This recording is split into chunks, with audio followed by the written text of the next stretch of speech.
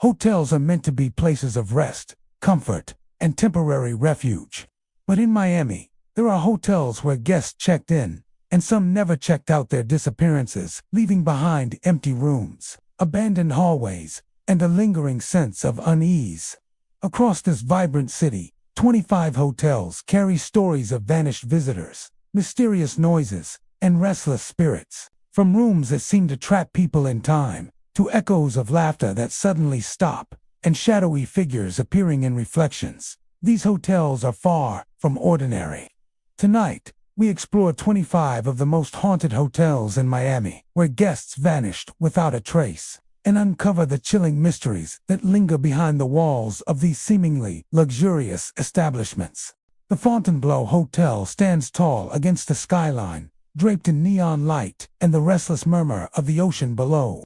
By day, it looks like any other luxury resorts, sleek, grand, and polished to perfection.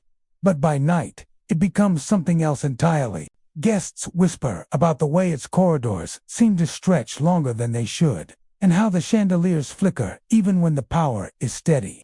For decades, the hotel has been known for something darker than its glamorous facade, the mystery of guests who vanished without a trace from its upper floors. The stories always seem to start the same way.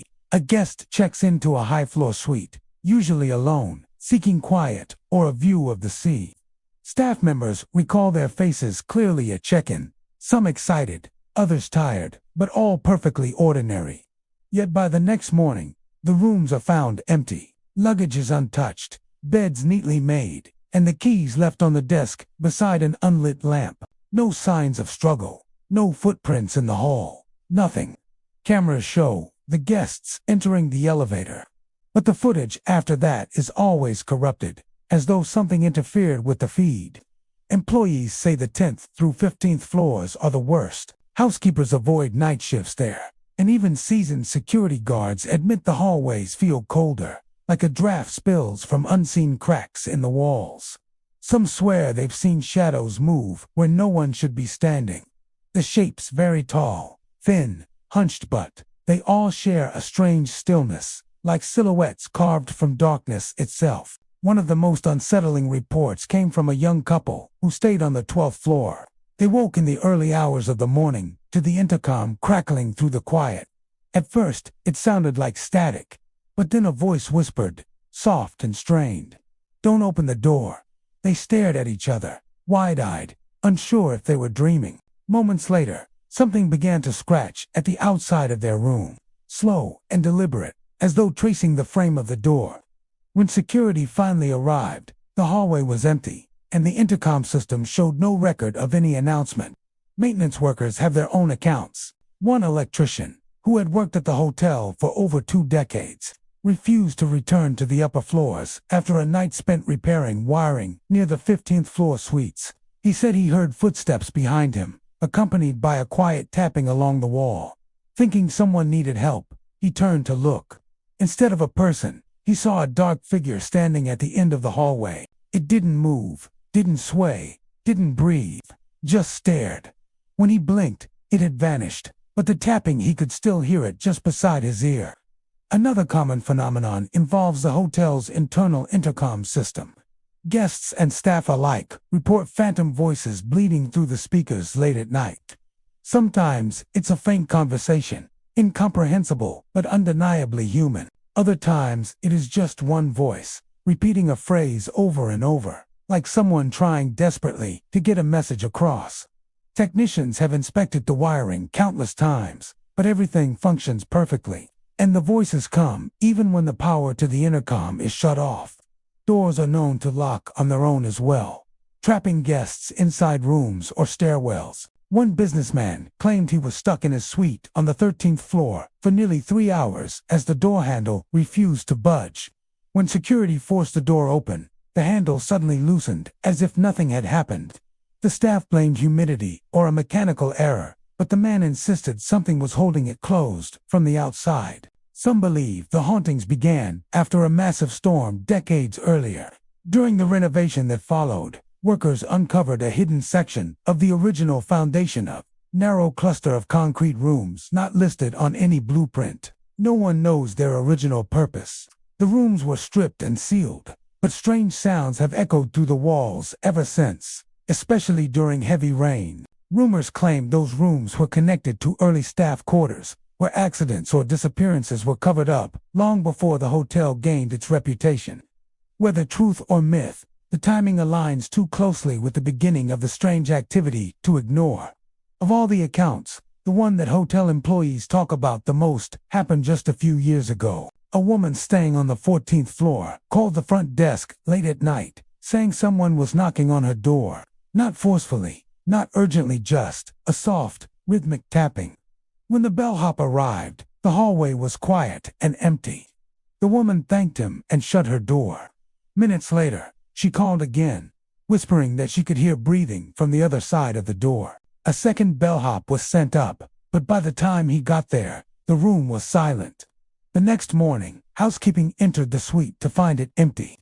Her suitcase was neatly placed beside the bed, her wallet on the nightstand, and her shoes lined up by the door, but she was gone. Her room key was found lying on the carpet in the hallway, right outside her door. While the hotel officially denies any supernatural claims, longtime guests and employees know better.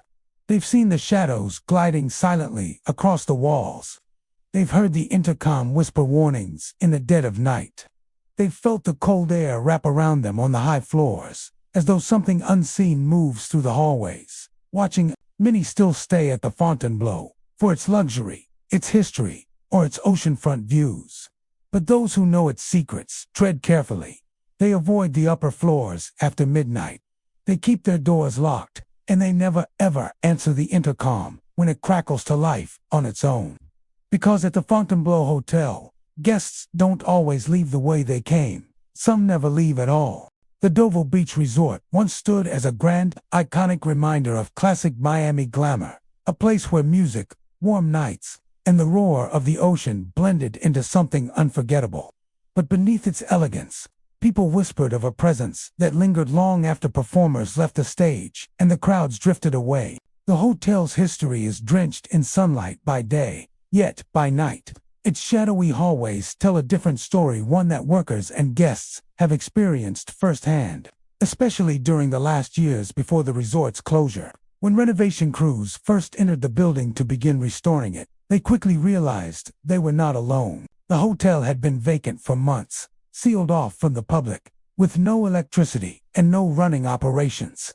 Yet every night, workers reported hearing footsteps echoing through the empty corridors. Heavy, deliberate steps, sometimes slow, sometimes rushing, approaching from somewhere deep inside the dark.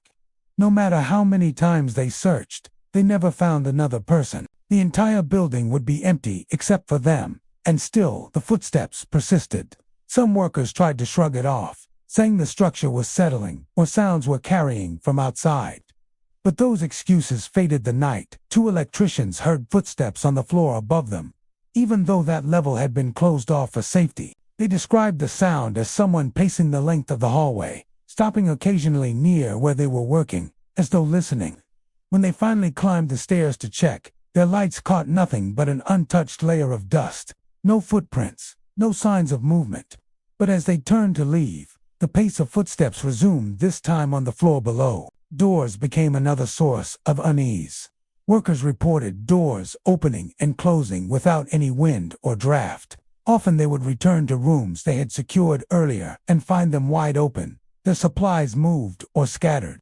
One painter swore he saw a door slowly creak open right in front of him, inch by inch, until it revealed a dark, empty room. Thinking a coworker was inside, he stepped forward and called out. No one responded. As he leaned in, the door slammed shut with such force that the floor vibrated beneath his feet. He quit the next morning and refused to return. Security guards brought in to watch the property during overnight hours had their own troubling encounters. One guard said he would hear the sound of someone sprinting down the long, hollow hallways, but when he aimed his flashlight, the beam fell only on peeling wallpaper and dust swirling in the air. Another guard claimed the elevators worked on their own, rising and descending even though power to the main system had been shut off. He once watched the elevator doors open, stay still for several seconds, and then close again, as though someone invisible had stepped inside. Perhaps the most unsettling reports came from the final years the hotel operated before closing. Guests staying in rooms near the upper floors complained about hearing knocking at their doors late at night. When they looked through the peepholes, no one was there. Others said they heard whispering in the hall, a soft and muffled voice repeating phrases they couldn't understand. Some guests left early, demanding refunds or room changes, saying they felt watched the entire time they were inside their rooms. But the most frightening stories involved guests who simply vanished, though never officially acknowledged by management. Employees whispered about the handful of travelers who checked in and never checked out. Their belongings were found neatly arranged in their rooms' suitcases unopened, clothes still packed, and personal items laid out as if the guests had only stepped out for a moment. But they never returned. Some employees believed these disappearances were connected to the older, sealed-off areas of the hotel, particularly the abandoned ballroom wing, where workers always felt the strongest sense of dread. One incident, shared quietly among staff, involved a man who checked into a high-floor room during a slow season. He kept to himself, rarely asked for anything, and seemed perfectly normal. A housekeeper knocked on his door the next morning for cleaning, but there was no response. When she entered, the room was silent and undisturbed. His bed appeared untouched, his suitcase was closed, but his key was sitting on the nightstand, and no one had seen him leave. Security reviewed the hallway cameras, but the footage became distorted during the entire night. Only static filled the recording until sunrise, when the system suddenly cleared on its own. Another disappearance occurred during the renovation period itself. A construction worker failed to show up for roll call one morning. His tools were found in the hallway outside a sealed maintenance room, as though he had set them down temporarily. That maintenance room had been locked for years, rusted shut and inaccessible, without cutting equipment. When supervisors forced the door open, they found nothing inside but dust and old mechanical parts. No signs of anyone entering, no footprints, and no trace of the worker. The stories grew stranger as demolition work progressed. Some workers said they heard faint music coming from the old ballroom late at night, a slow, distant tune echoing from speakers long since removed. Others reported seeing figures standing at the ends of hallways, silhouettes that lingered for a moment before slipping into the darkness. A few claimed they felt someone tug at their shirts or brush past them while they were working alone, even after the building was finally closed off. Those who passed by often reported seeing lights flicker inside rooms where electricity was disconnected. A shadow might move behind an upper floor window, or a door would be heard slamming inside when the wind was still. Locals avoided walking near it at night, saying the hotel felt like a place that breathed, listening to every footstep outside its walls. The Deauville Beach Resort may no longer welcome guests, but the energy inside its deserted corridors remained strong. Those who once worked or stayed there believed something lingered, long before renovations, began something that watched, moved, and claimed what it wanted. And though the building sits empty now, its presence is far from silent, echoing with footsteps, whispers, and the memories of those who never walked out again. The Biltmore Hotel rises proudly over its lush surroundings, a towering reminder of an era when elegance and mystique walked hand in hand. By day, it's a jewel of historic design-arched windows glowing in the sun, marble floors polished to perfection, and grand halls echoing with the footsteps of visitors seeking its old-world charm. But by night, the hotel becomes something else entirely. Shadows gather in corners where light should reach. Whispers travel through the corridors without anyone present, and some rooms seem to hold memories that refuse to fade. Among staff and longtime guests, the stories of the vanished are the ones that cling hardest to the hotel's reputation. Over the decades, several visitors checked into the Biltmore and were never seen again. Their disappearances were explained as accidents or unsolved mysteries. But employees quietly insist something else happens, something connected to the hauntings that have plagued the hotel's oldest wings. One of the most unsettling phenomena involves the imprint of bodies on beds long after the guests are gone. Housekeepers report walking into rooms that should be untouched, only to find the mattress dipped on one side, as though someone had been lying there moments earlier. The sheets remain smooth, unwrinkled, Yet the deep impression stays, refusing to rise. Some workers say the imprint shifts throughout the day, slowly moving from one end of the bed to the other. Others admit they have watched, in silent horror, as the indentation appears right before their eyes as though an unseen figure has just settled in to rest. Guests staying in certain historic rooms have woken to find their beds sinking slightly beneath them, accompanied by the cold pressure of something lying beside them. Some report feeling a presence lean in close, the sensation of breath against their cheek, only to open their eyes and find nothing but darkness. Those who flee the room always leave the hotel early the next morning, refusing to speak of what they experienced. The abandoned wings of the Biltmore hold even darker secrets. These corridors, sealed off from the public, are said to echo with faint cries in the late hours of the night. Maintenance workers tasked with making rounds in these areas describe hearing soft weeping, sometimes near, sometimes echoing from a distant room. They follow the sounds only to find empty hallways and locked doors. Occasionally, the cries take on a desperate edge, shouts for help, whispers begging someone to stay, or the unmistakable sound of a person gasping for air. Security guards patrol these wings only in pairs. After one guard experienced something so disturbing he refused to return alone. He heard a woman sobbing near the end of a long corridor. As he approached, the crying grew louder, turning into choked breaths and the rustle of someone moving.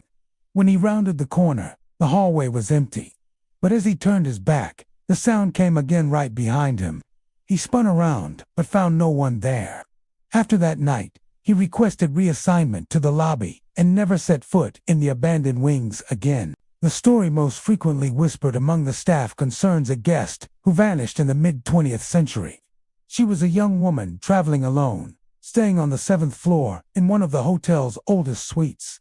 She kept to herself, dining quietly and reading in the courtyard during the afternoons. One morning, housekeeping entered her room to find her suitcase neatly packed, her dress laid out on the bed, and her shoes placed carefully beside the nightstand.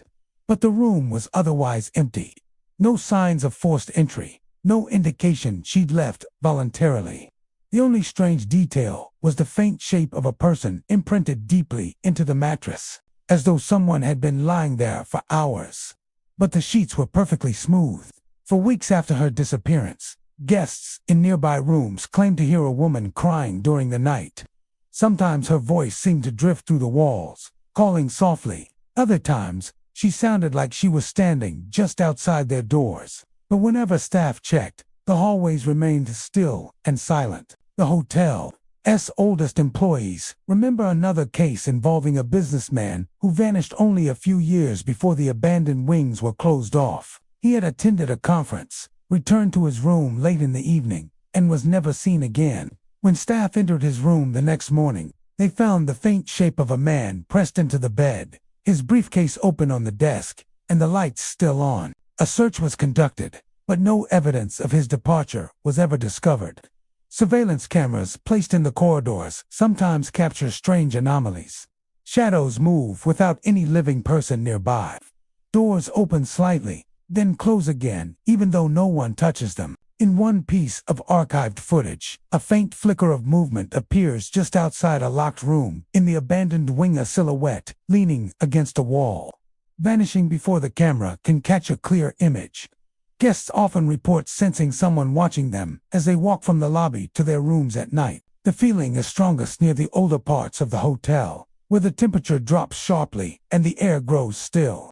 Some guests say they hear footsteps behind them, only for the sounds to stop abruptly when they turn around.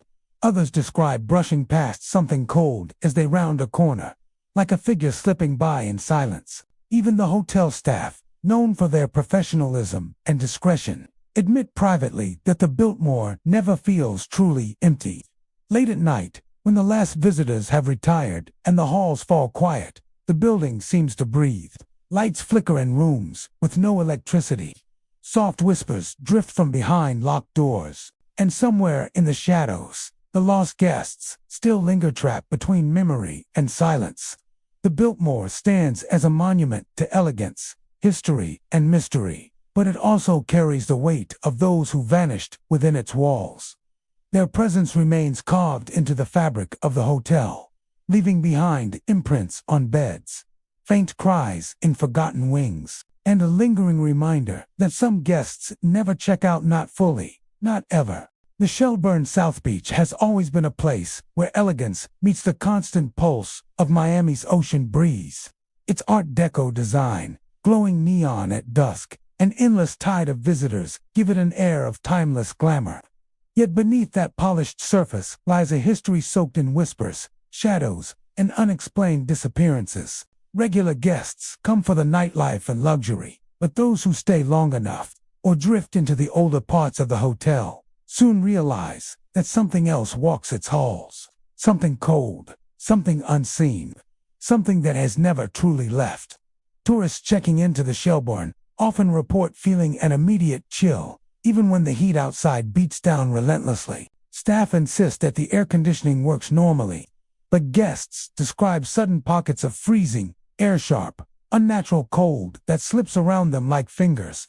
Some say these sensations strike most often in the elevators or long after midnight when the corridors are quiet. These icy brushes feel purposeful, like something reaching out. A few guests claim they've felt distinct cold hands grabbing their arms or shoulders, gripping tightly enough to send them staggering. The skin reddens afterward, though the marks never last more than a few hours. One woman staying on the 6th floor awoke in the middle of the night with a sensation like someone tugging her blankets. When she tried to pull them back, a hand ice cold and forceful pressed down on her wrist. She screamed, but by the time the lights flicked on, nothing was there. Her blankets lay neatly folded at the end of the bed. The room felt colder than a walk-in freezer, and her wrist burned as if frostbitten. She checked out by morning, refusing to speak to management about the incident. Furniture moving on its own has become another signature of the Shelburne's haunt. Guests hear chairs scraping across floors when no one else is in the room. Tables shift several inches overnight. Suitcases that were placed neatly by the wall before bed appear in the middle of the room at dawn. One couple recalled being jolted awake by the sound of something heavy slamming against their bathroom door. When the man cautiously opened it, he found the hotel's wooden desk wedged tightly against the other side of the door, blocking the entrance completely. Neither of them had moved it, and no one else had access to their room. The cleaning crew refuses to work on certain floors unless in pairs. They've seen lamps turn on without power, mirrors fog up with shapes resembling handprints, and chairs spin slowly as though someone unseen is sitting in them. One housekeeper swears she watched an entire set of curtains rise and fall rhythmically, as if breathing. Another reported hearing faint laughter behind her as she vacuumed an empty room, only to find the furniture rearranged in a perfect circle when she turned back around. But the most disturbing phenomenon involves the full floors that seem to empty overnight. These incidents are rarely spoken about openly, but employees who VA worked there long enough recall mornings when entire floors that had been fully booked hours before were suddenly deserted. Room keys lay on dressers, beds remained unmade, and belongings were left behind as though the guests had left in a hurry or simply vanished. One such incident occurred on the 8th floor. The hotel had been hosting a weekend event, and nearly every room on that floor was rented. Guests were seen laughing, settling in, and ordering late-night room service. But by morning, the floor was silent. Every room stood open, lights still on, televisions flickering static. Meals left on trays had gone cold. Phones lay off the hook. Not a single guest was found. Security footage showed the hallway cameras glitching sporadically between 2:13 and 2:21 a.m. Time frame now referred to quietly by staff as the blackout window. After the glitch, no one appeared in the footage again. Authorities searched for explanations, but none were ever given. Another floor supposedly emptied during renovations a few years later. Construction crews were staying in the hotel temporarily, assigned rooms on the 5th floor. One morning, supervisors found all 10 workers' rooms unlocked, their work gear neatly organized, and personal items left untouched. But the men themselves were missing. They were eventually reported as having quit the project suddenly, disappearing from the city entirely. None returned to claim their belongings, and none responded to attempts to contact them. Security guards describe hearing footsteps on these empty floors long after they'd been cleared. Footsteps that move steadily from one end of the hallway to the other. Sometimes, these footsteps stop directly outside the security office door. Other times, guards say they hear quiet tapping on the walls or soft knocks echoing through the vacant rooms. One guard reported hearing dragging sounds along the carpet, like something being pulled inch by inch. When he followed the noise, it vanished entirely, replaced only by the hum of flickering lights. Several long-term staff members insist the hauntings date back to a tragic event that occurred in the early days of the hotel. The original Shelbourne was known for lavish parties and wealthy guests, but it also carried an undertone of secrecy. Room disputes, unexplained tragedies, and a handful of mysterious guest disappearances were swept under the rug to preserve the hotel's reputation. Over time, these buried stories grew into something darker, an accumulation of restless presences bound to the very structure. Even now, guests checking into certain rooms complain of feeling watched. Mirrors seem to warp at the edges. Cold spots appear by the windows or near the beds. Lights flicker when no one is touching the switches. Some feel a sudden heavy pressure on their chest when they try to sleep, as if someone invisible is leaning over them. Others hear whispered warnings to get out or don't stay here. Despite its popularity and constant flow of visitors, the Shelbourne South Beach carries an undercurrent of fear that only grows stronger the deeper one goes into its history. Guests continue to arrive, unaware of the presence drifting silently through the hallways. Yet those who encounter the cold hands, the moving furniture, or the eerie silence of an emptied floor often leave with a story they can't explain and a lingering sense that something at the Shelbourne is always searching for its next visitor. The Vagabond Hotel stands as one of the last great relics of mid-century Miami, a retro landmark wrapped in neon curves, turquoise panels, and a charm that feels frozen in time. From the street, it looks playful and nostalgic, a snapshot of the glamorous 1950s preserved in glass and concrete. But inside its quiet hallways and aging rooms, another story lingers, one that guests whisper about, that locals warn newcomers to avoid, and that staff members rarely speak of unless pressed. Because behind that cheerful facade, the Vagabond Hotel hides a history of disappearances, shadowed corridors, and presences that never truly checked out. The first thing guests often mention is how the building feels the moment they step through the doors. The atmosphere shifts instantly, thick, heavy, as if the air itself remembers something. The lobby's bright colors and vintage decor seem to fade around the edges at night, swallowing sound and creating an unnatural stillness. Even the hum of the poolside lights sounds distant, as though it's trying to cut through a deeper silence that blankets the property after sunset. Over the decades, several visitors have checked into the Vagabond and simply vanished. These disappearances happen quietly, subtly, and often without any sign of struggle. A couple traveling for a weekend getaway, a businessman passing through, a tourist fascinated by the hotel's retro charm. Each of them was seen at check-in, speaking to staff, sometimes even chatting by the pool. Then morning came, and their rooms were found empty. Beds untouched, luggage neatly arranged, clothing still folded in drawers. In every case, their room keys were discovered resting on the nightstand, as if the guests intended to return at any moment. And in every case, no one saw them leave. Hotel management, over the years, offered benign explanations, lost records, mistaken checkouts, booking errors. But the employees knew better. They whispered that the disappearances always seemed to occur in the same part of the property. The long corridor near the oldest section of the hotel, where the lights flicker no matter how many times they're replaced. This corridor is infamous among returning guests. Some describe it as colder than the rest of the hotel, the air dense and unmoving. Others say the walls seem to narrow the farther you walk, as if the building itself is closing in. A few recall hearing footsteps behind them, soft at first, then louder, faster, as though someone was following at a distance. But whenever they turned around, they found only an empty hallway stretching out in silence. Shadowy figures are another frequent report. Guests claim they've seen silhouettes standing completely still at the far ends of corridors, usually around 2 or 3 in the morning.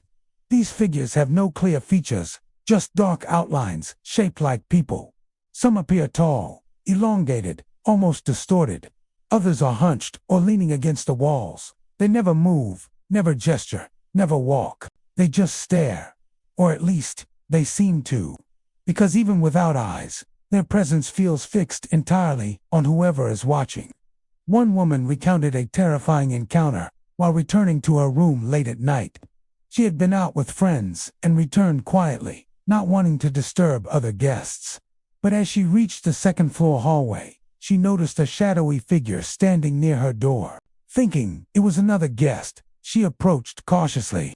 The closer she got, the more wrong the figure looked. Too still, too dark, too defined against the dim lighting. She stopped several feet away, heart pounding. Then the figure slowly stepped backward, melting into the wall behind it until it was completely gone. She refused to sleep in that room and checked out at sunrise. One of the oldest stories associated with the vagabond involves a man who had stayed at the hotel several times during the late 60s. He was known to the staff a friendly, quiet visitor who enjoyed the bar and often sat near the pool in the evenings. On his final visit, he checked into one of the corner rooms. That night, another guest reported hearing a strange commotion, shuffling sounds, muffled voices, and 2 heavy thuds coming from the man's room. When staff went to check in the morning, the door was unlocked. Inside, the bed was made, his suitcases were still packed, and the closet was open. But the man was nowhere to be found. What unsettled them most was the imprint on the bed, a deep, perfect outline of a person, as though someone had been lying there for hours. The imprint was cold to the touch. Another chilling account came from a family staying at the Vagabond during a road trip. Their teenage daughter woke her parents screaming, saying she saw someone standing by the doorway of their room. When they turned on the light, the doorway was empty. But the girl insisted the figure had been there for several minutes, watching, unmoving. She described it as tall and completely black, with long arms hanging by its sides. The family left immediately, abandoning their luggage and driving through the night to the next city. Even employees have their stories. A night manager, who had worked at the hotel for more than 20 years, once recalled how he heard footsteps pacing back and forth in one of the supposedly empty halls. He walked down the corridor, turned the corner, and saw a dark figure standing at the far end. It stared directly at him. He froze. Then, without taking a step, the figure dissolved into the shadows like smoke. The manager never walked that hallway again without another staff member beside him. Electrical problems are common in the older wings. Lights dim and brighten without reason. Radios turn on randomly, playing static or faint music from no known station. Security footage captures glimpses of movement, blurry outlines passing in front of cameras or standing silently in corners. When guards investigate, the hall is always empty. The Vagabond Hotel maintains its reputation as a stylish, historic getaway. Tourists still check in, drawn by nostalgia and charm. But beneath that retro glow lies the lingering truth. The hotel's hallways hold memories that refuse to fade. Some guests check in and vanish as though the building swallowed them whole. Others leave haunted by the figures they saw, staring at them from the shadows. And those who stay long enough begin to understand what locals have known for decades, that something moves through the Vagabond at night, watching from the corridors, waiting in the dark, and ensuring that not everyone who enters will ever walk out again. The Cardozo Hotel had always been a place of elegance. A historic structure standing proudly along the old waterfront boulevard. Its white stucco walls, curved balconies, and gleaming Art Deco lines made it a beloved landmark during the day. But at night, when the sea breeze slipped through the palm trees and the lights dimmed, the hotel transformed into something much darker. Staff whispered among themselves, careful never to speak too loudly about the strange things they had seen. Their stories were the kind that sounded impossible, until they happened to you. It always began with small disturbances, ottomans shifting, belongings moved, furniture angled differently than how guests left them. At first, the management blamed forgetful visitors or late-night housekeeping. But as time went on, The objects moved in ways that couldn't be explained. A pair of luggage carts rolled down a hallway with no one pushing them. A vase slid from the center of a table to the floor without tipping. Pens, keys, and glasses rearranged themselves as though invisible hands were at work. The night manager once watched a stack of towels lift from a shelf and spread themselves across the corridor, as if someone were preparing rooms that would never be occupied. The most troubling reports came from room 312, a suite with a balcony overlooking the ocean. The first guest to notice anything unusual had complained about hearing a couple arguing in the room next door, but the room beside them had been vacant that entire week. The same visitor claimed they felt the bed depress, as though someone sat beside them, even though the room was empty. By morning, they left without checking out, their keycard left on the hallway floor. Whispers continued throughout the building. Staff, working the late shift, said they heard entire conversations happening behind closed doors. Soft, frantic, sometimes angry, yet, whenever they unlocked the room, silence greeted them. One housekeeper described footsteps pacing the hall behind her, matching her stride, but stopping whenever she turned around. Another refused to service the top floor after hearing a low humming sound inside a suite that had been sealed for years. The disappearances began quietly, almost too subtly to notice. A businessman was the first. He checked into room 408, left his bags neatly beside the bed, and ordered dinner to be sent up. When the server arrived minutes later, the room was empty. His luggage was still there, clothes hung neatly in the closet, toothbrush set out by the sink, but the man himself was gone. Security cameras showed him entering the room, but never leaving. Police searched the hotel, then the surrounding area, then the entire city. No trace of him was ever found. Then came the couple on their anniversary trip. They were seen returning to their suite after a night out, laughing, holding hands, swaying slightly from too much wine. By morning, their room was empty. No signs of struggle, no missing luggage, no open windows or forced doors. It was as if the couple had stepped into the room and simply evaporated. Their disappearance made headlines, bringing curious thrill-seekers to the hotel, hoping to experience something supernatural. Most left disappointed, but a few left terrified. The staff tried to make sense of the patterns. All the vanishings occurred in fully booked rooms. People would check in, settle down, make plans, then vanish without warning. Some employees believed the spirits within the hotel were reclaiming the rooms, clearing them of the living so they could inhabit them once more. Others thought the building itself was somehow alive, absorbing people into its walls.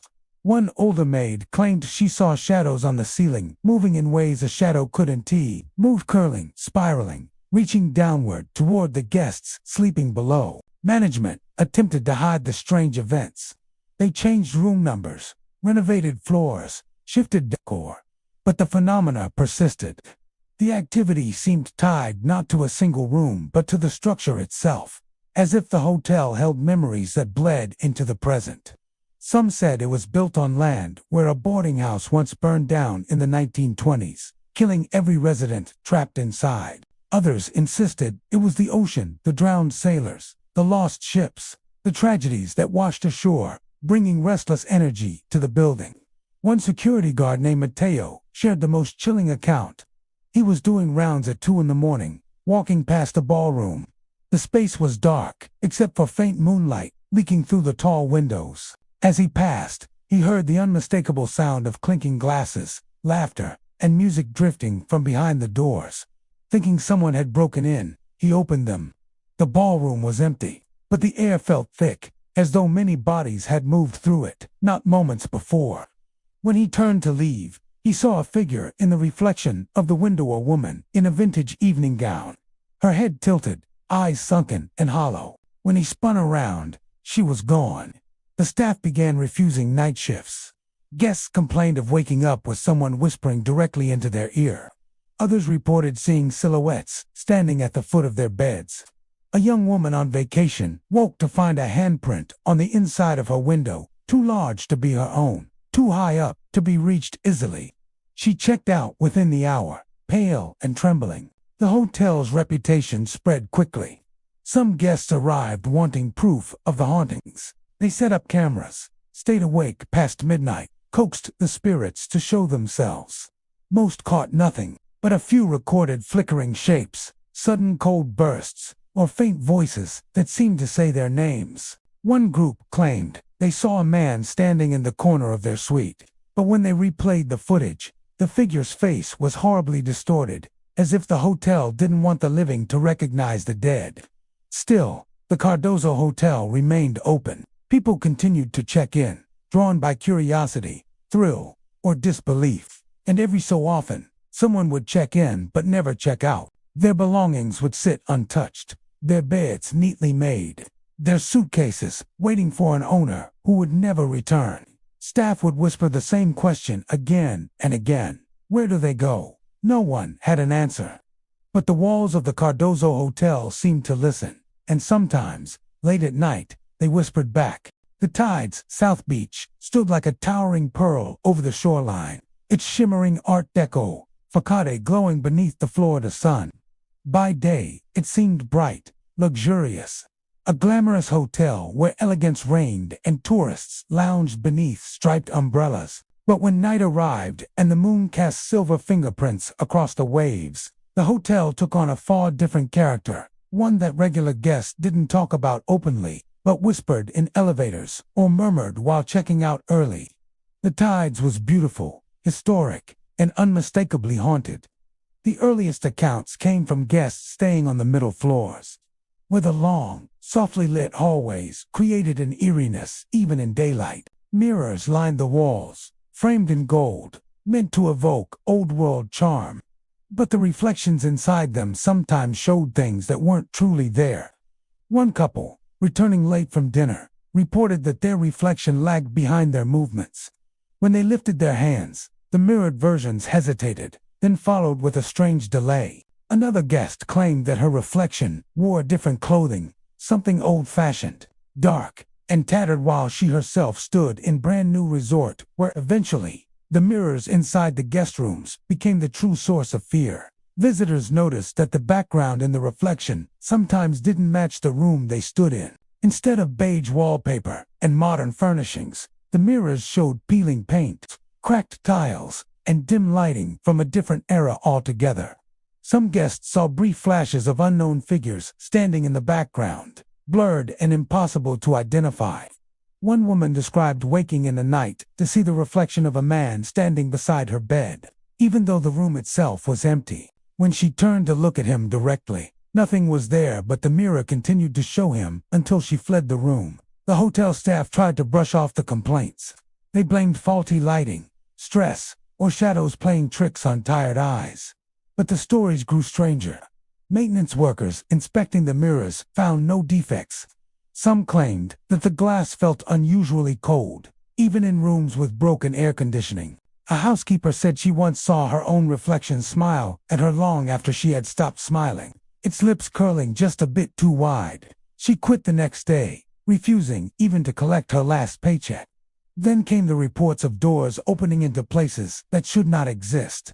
Guests swore that certain room doors, when unlocked, didn't lead into their suites at all. One businessman insisted that when he inserted his keycard, the door opened into a pitch-black corridor that stretched far beyond the building's dimensions. Another traveler said she opened her closet and found a narrow stone passageway instead of clothing shelves. She stepped back in horror, watched the darkness pulse, and the moment she blinked, the closet looked normal again. Security footage offered no explanations. Cameras showed doors opening, guests entering normally, but the guests emerged pale, shaken, bewildered, or in rare cases, not at all. Disappearances at the Tides began slowly and were initially dismissed as misunderstandings. A young backpacker staying on the 9th floor vanished overnight. His belongings remained neatly packed, passport in the drawer, shoes by the bed. His phone sat on the charger, still glowing, but there was no sign of him. Footage showed him returning to his room late at night. No other camera ever captured him leaving. A family of 3 disappeared next. They had spent the day at the beach, returned sunburned and smiling, and ordered room service. The food arrived 15 minutes later, but when staff knocked, no one answered. Security opened the door. The room was empty. Plates on the table were still warm. The TV played the same channel they had left on that morning. Their luggage was untouched, their swimsuits still damped in the bathroom. The only unusual thing was the large mirror over the desk cracked, straight down the center, as though struck from the inside. The disappearances became the hotel's darkest secret. The staff spoke of them only in hushed tones behind locked doors. Management insisted there were explanations. Guests must have left, must have snuck out, must have gone home early without telling anyone. But no one believed that. Too many stories escalated each month, each one more disturbing than the last. One night, a guest staying on the 12th floor called the front desk in a panic. She claimed she could hear someone walking inside her room even though she was locked in the bathroom. When security arrived and opened the door, the suite was empty except for the bathroom mirror, which now displayed the reflection of a completely different room. The guest, however, had vanished. The staff searched every corner of the hotel, but she was never found. There were also testimonies from those who managed to escape. A college student staying on the 10th floor woke to find the door to her balcony wide open. But when she stepped toward it, expecting to see the ocean, she instead saw a vast, empty void stretching endlessly into blackness. The sound of distant whispers drifted from the darkness, pulling at her, calling her closer. She slammed the door shut and barricaded herself inside until sunrise. Another survivor claimed he felt someone gently tap his shoulder while he slept. When he rolled over, he saw a figure standing at the foot of his bed, his own reflection, identical in every detail, except the reflection's eyes were dull and lifeless. It took a step forward, its mouth widening as if to speak. Housekeepers often avoided entire sections of the hotel. Some corridors grew inexplicably colder, thick with a sense of dread. The mirrors along the walls occasionally showed crowds of shadowy figures standing behind whoever walked past, though no one was actually there. Others reflected rooms filled with fog, even though the air was clear. Over time, even locals began to avoid booking rooms. Taxi drivers refused to drop passengers at the hotel after midnight. Fishermen out at sea claimed they saw lights flickering in the windows at odd hours, arranged in patterns that made no sense, sometimes forming shapes like faces staring out over the water. The Tide's South Beach remained open, continuing to welcome new guests every day, but seasoned travelers knew better. They warned others not to look too long into the mirrors and never to open a door if they heard whispers behind it. Because at the Tides, not every room belonged to the living. And sometimes, the hotel chose who stayed forever. The Collins Avenue Hotel stood tall and elegant among the neon lights of Miami Beach, a structure built in the 1930s and touched by decades of glamour, storms, and secrets. By day, it looked like any vintage Art Deco landmark: creamy walls, curved balconies, and palms swaying in the warm ocean breeze. Tourists admired its nostalgic charm as they walked past, but once the sun dipped behind the skyline, the atmosphere around the hotel shifted. Locals crossed to the other side of the street. Taxi drivers refused to wait near its entrance. And those who stayed inside whispered of sounds, lights, and vanishings that no one could explain. Employees at the Collins Avenue Hotel often said that the building felt alive at night. Housekeepers finishing their shifts after midnight reported hearing long, deliberate footsteps echoing down the corridors. But whenever they turned, the hallway behind them would be empty. They described the footsteps as slow and heavy, as though someone weighed down by chains walked through the upper floors. Security guards at first believed it was just guests wandering late at night, but even on nights when the hotel was nearly empty, the footsteps continued. One guard swore he saw the shadow of a man stretched across the hallway as if someone stood behind him, but when he spun around, there was only a flickering exit sign and silence. Disappearances at the hotel became the most unsettling part of its reputation. They started subtly. One guest missed checkout. Another didn't answer phone calls. A couple left their belongings behind with no explanation. Police often concluded that people left willingly, caught up in Miami's nightlife, or slipping away to avoid responsibilities. But the stories grew stranger, and patterns emerged that no one could ignore. One of the earliest documented cases involved a businessman visiting from Chicago, staying in room 406. He checked in on a Thursday evening, ordered room service, and was seen by staff heading up to his room with a newspaper tucked under his arm. The next morning, the hotel received multiple complaints about his TV blaring loudly. When housekeeping entered the room, they found the lights flickering, the bed unmade, and the television stuck on static. The man's suitcase remained open on the luggage rack. His wallet, phone, and watch lay on the dresser, but he was gone. The security footage showed him entering his room, but never leaving. There were no emergency exits he could have used, no hidden pathways, and no signs of struggle. His disappearance was filed as unexplained. Next came the tourist family from Ohio. They occupied a suite on the 7th floor, overlooking the ocean. A staff member had delivered extra towels to their room at around 9 at night and reported hearing the children laughing from the other side of the door. The next morning, breakfast was delivered, but no one answered the knock. Security opened the door, expecting to find the family asleep. Instead, the room was empty. The beds were neatly made, except for a single indentation on one mattress, as though someone had been lying there recently. Their clothes hung in the closet, toys were arranged on the floor, and their cameras were full of vacation photos from the day before. But the family had vanished without a trace. No footprints, no signs of exit, nothing but silence and a faint smell of sea salt lingering in the air. As months went on, the stories intensified. One couple claimed they woke in the early hours to see strange lights flickering along the corridor outside their room. They peeked through the peephole and saw small orbs of white and blue drifting through the hallway. The moment they opened the door to check, the lights vanished. Another guest described seeing a bright flash under his door at exactly midnight every night, so bright it illuminated the entire room. When he looked into the hallway, it was pitch black except for a single light bulb flickering at the far end. Staff members weren't immune to the strange occurrences. One night, a young receptionist stayed late to finish paperwork. Around 12:15, she noticed the lights at the far end of the lobby hallway flickering wildly, almost rhythmically. She stepped closer, thinking it was a wiring issue.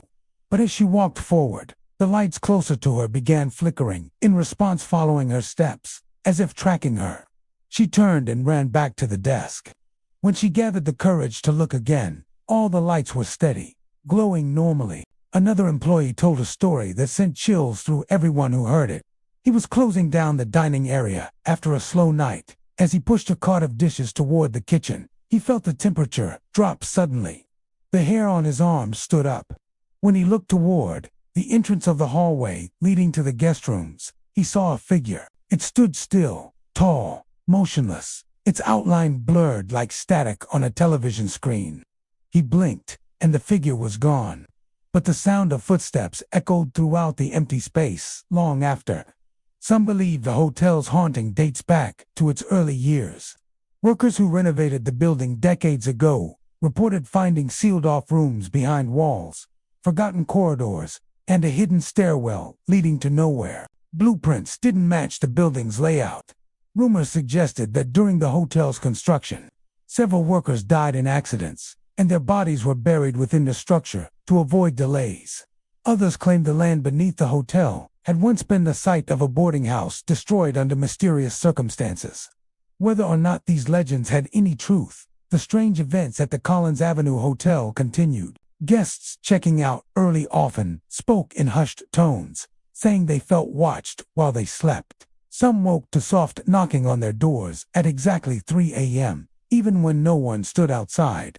A few reported seeing distant silhouettes standing at the end of the hall, only for the figures to dissolve when approached.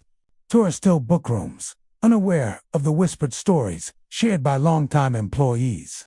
But those who stay long enough, those who hear the footsteps echoing through empty corridors, see lights flicker in patterns that defy logic or experience, the sudden vanishings. The hotel is known for understand one thing. The Collins Avenue Hotel does not simply host visitors. It keeps some of them forever. The Betsy Hotel stood proudly at the quiet end of Ocean Drive, a graceful white structure with colonial-inspired architecture and an air of refined peace. To most visitors, it looked like a serene escape from Miami's louder, neon-soaked corners, a place where writers, artists, and travelers could unwind under soft lighting and ocean breezes. But behind its elegance and reputation for calm, stories circulated among staff and longtime residents. Stories of apparitions drifting through hallways, voices calling out from empty rooms, and guests who vanished quietly in the night, leaving no trace behind. Many of the hotel's hauntings began with the rooms on the upper floors. These were the oldest parts of the building, where the walls still held faint memories of decades past, whispers of jazz musicians, poets, and travelers who had stayed there long before the modern renovations. Some guests described waking in the early hours of the morning to see the shape of a person standing at the foot of their bed. The figure would appear hazy at first, like a shadow forming out of mist. When they blinked, the shape would grow sharper, taking the form of someone dressed in clothing from another era. But the moment the guests tried to call out or move toward it, the apparition vanished, dissolving back into darkness without a sound. One couple, staying on the 4th floor, reported seeing a woman in a long white dress walking through their room. She did not look at them or acknowledge their presence. She simply crossed the room slowly, turned toward the window, and disappeared as though stepping into a space only she could see. When the couple asked the front desk if anyone else had ever mentioned such sightings, the staff member hesitated, then admitted that others had seen a similar figure over the years, but never for more than a few seconds. Sometimes, the apparitions were not fully visible, but their presence was unmistakable. Guests often complained about hearing footsteps pacing back and forth in the room next door, only to learn that the adjacent suite was vacant. Others claimed to hear faint knocking on their walls late at night, followed by soft, muffled voices, whispering phrases they could not fully understand. These voices always seemed distant but urgent, as though someone were trying to communicate through layers of time.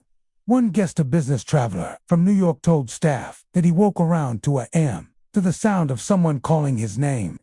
At first, he thought it was part of a dream, but then he heard it again, clearer and closer. A woman's voice repeating his name from somewhere beyond the closed bathroom door. When he gathered the courage to open it, the bathroom was empty. The light above the mirror flickered once, then steadied. No one else was inside. He checked the hallway outside his room and found it silent, dimly lit, completely deserted. He requested a different room the next morning, but never explained why.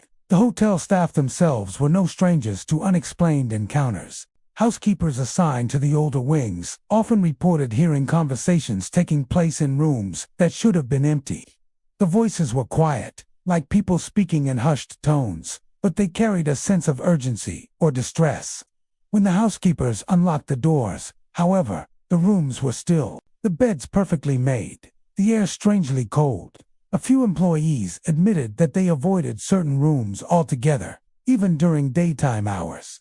One night, a longtime staff member named Alina was delivering extra towels to a suite on the 3rd floor. As she approached the door, she heard a loud crash inside as if a chair had fallen over. Concerned that the guest might be hurt, she knocked and called out, but no one responded. She used her master key to enter, expecting to find someone on the floor. Instead, she found the room undisturbed. The furniture was exactly where it should be. The lamps glowed softly. The air smelled faintly of salt and old perfume. But something else caught her attention. The faint outline of a handprint on the inside of the window, as though someone had pressed against the glass moments before she arrived. While many of the stories involved apparitions or voices, the most chilling accounts involved disappearances. These were rare, but deeply unsettling. Several guests over the decades had checked in, slept peacefully through the night, and simply vanished by morning. Their luggage remained neatly packed in the closet. Their phones sat on the chargers. Their wallets and identification were tucked in drawers, but the guests themselves were nowhere to be found. One such case involved a writer known for visiting the hotel every winter. He spent 3 nights working quietly in his room, rarely leaving except to buy coffee. On the 4th morning, housekeeping found his room empty. His laptop remained open on the desk with a half-finished sentence on the screen. The balcony door was unlocked but closed. His shoes sat neatly by the bed. His suitcase was untouched. There were no signs he had left voluntarily, yet he had vanished completely. Hotel staff searched every hallway, stairwell, and storage area, but he was never found. Another disappearance involved a young woman traveling alone. She had checked into a corner suite with a beautiful ocean view. Her last known contact was a message she sent around midnight, saying she heard someone whispering outside her door. The next morning, her bed was untouched. Her clothes hung in the closet. Her phone lay on the nightstand. The only unusual detail was the faint smell of old perfume lingering in the room and a cold breeze that seemed to come from nowhere. Locals whispered that the spirits haunting the Betsy were former guests who had never truly checked out. Some believed that the hotel's peaceful charm masked a thin veil between the living world and something older, deeper, and impossible to explain. Others said the apparitions were drawn to the creative energy of the artists and writers who frequented the building, seeking to be remembered or heard. Whatever the cause, one truth remained unmistakable. The Betsy Hotel held on to its ghosts. Their voices echoed through vacant rooms. Their shadows drifted through quiet hallways. And sometimes, when the night grew still, they reached out to the living calling, watching and waiting for the next guest who might join them in silence. The National Hotel rose like a grand Art Deco monument above Miami Beach, its pale walls gleaming beneath the sun and casting long shadows across the palm-lined courtyard. Its historic charm drew tourists from around the world, photographers, honeymooners, and travelers eager to experience a piece of old Florida luxury. But beneath its polished surface and timeless beauty lay a history that locals whispered about only after dark. Stories of guests who vanished, rooms that swallowed people whole, and shadowy figures drifting through the pool area long after midnight. The earliest stories dated back to the 1940s, just after the hotel first opened. Visitors complained of sudden chills in the hallways and strange noises rising from the pool deck after hours. Some claimed that when they lounged near the water at night, they saw figures moving beneath the surface, even when no one was swimming. Lifeguards dismissed the sightings as tricks of moonlight, but the rumors never faded. Over the decades, the stories grew darker, began to disappear. One of the first widely discussed disappearances involved a newlywed couple from New England who checked into a suite on the 8th floor. They spent the afternoon wandering along the beach, taking photos, and enjoying their honeymoon. That night, they sent a cheerful message to their families, excited for the week ahead. But the next morning, housekeeping arrived to clean their room and found the door locked from the inside. When staff used a master key, the suite was silent. The couple's luggage sat untouched. Their clothes were neatly folded. Their toiletries lined the bathroom counter. But the couple had vanished. No signs of struggle, no footprints leading away, no indication they'd left. Only the balcony curtains swayed gently, as if brushed by an unseen hand. In later years, similar reports emerged.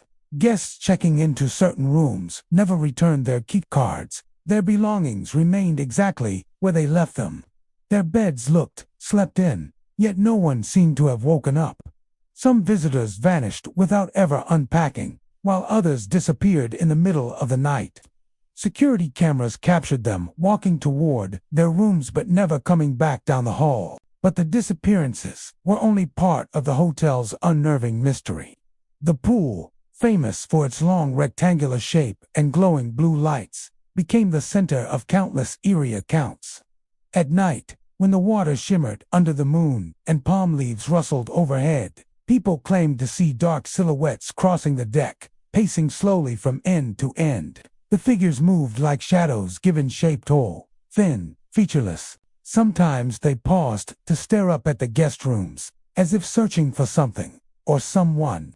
A night shift security guard once recorded what he believed to be proof of the hauntings. At around 2 a.m, he noticed an abnormal movement by the pool through the surveillance cameras. A tall shadow appeared at the water's edge, unmoving for several minutes. The guard assumed it was a person who had wandered in, so he hurried to the courtyard to clear them out. But when he arrived, the area was deserted. The entire pool deck lay empty, and the surface of the water was completely still. Yet when he returned to the security office, the camera still showed the shadow standing there. It remained until dawn, fading with the light. Another guest, staying on a lower floor with a direct view of the courtyard, told a chilling story. Late one night, she saw a woman standing beside the pool. The woman wore a vintage dress, her posture stiff, her head slightly tilted, as though listening to distant music. Intrigued, the guest opened her balcony door to get a better look, but the moment she stepped outside, the woman vanished, dissolving into the air like mist. The guest watched for almost an hour, hoping to see her again, but the pool stayed empty. The next morning, she learned that no events had taken place and no guest had reported going swimming after midnight. The shadow figures weren't the only disturbing phenomenon. Some guests claimed that the rooms themselves felt wrong in ways they couldn't explain. A businessman staying on the 6th floor reported that when he entered his room for the first time, it felt noticeably colder than the hallway. He chalked it up to air conditioning, but soon realized something stranger was happening.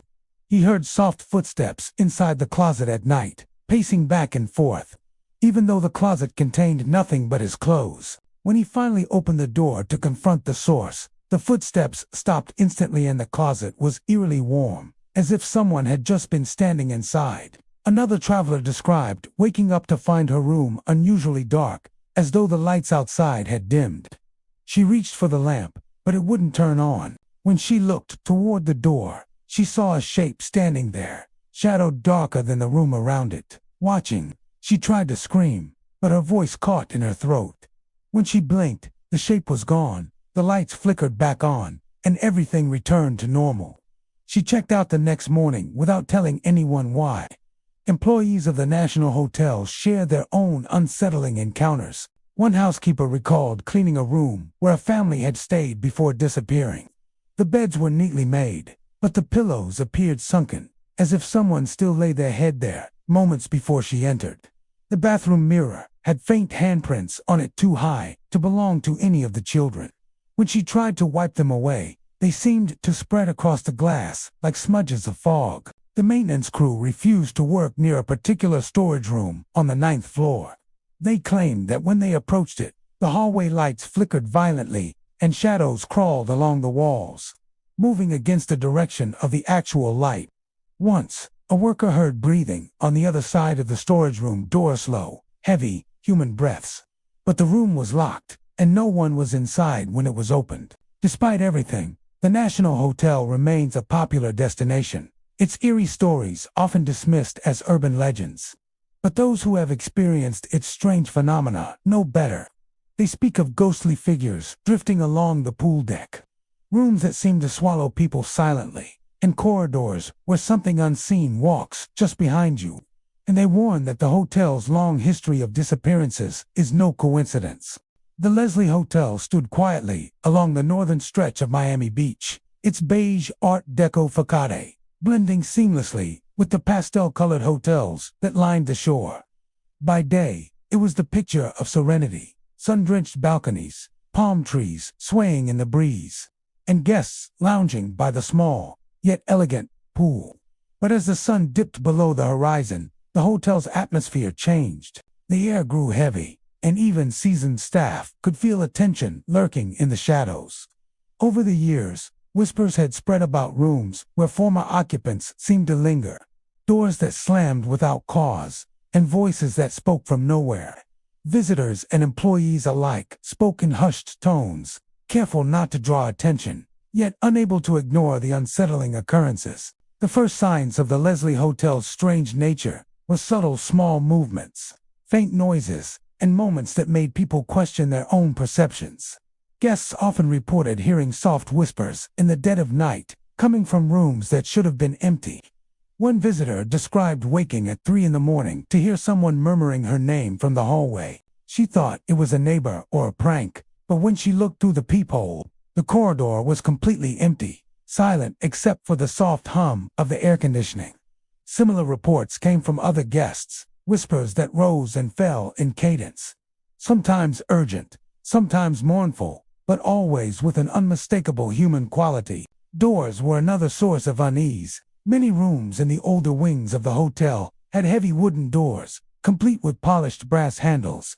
Guests and staff alike described instances where these doors would slam violently, sometimes in the middle of the day, other times late at night, without any breeze or reason.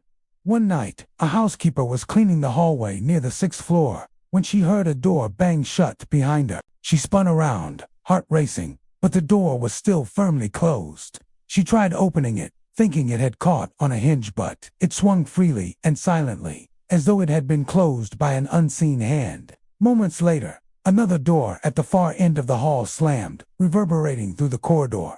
The housekeeper fled to the elevator and refused to return to that wing for the rest of the night. The rooms themselves held even stranger phenomena. Guests frequently reported feeling watched, even when they were alone. Some described beds that felt as though someone had just left them. Sheets disturbed slightly, even when they were sure they had been untouched.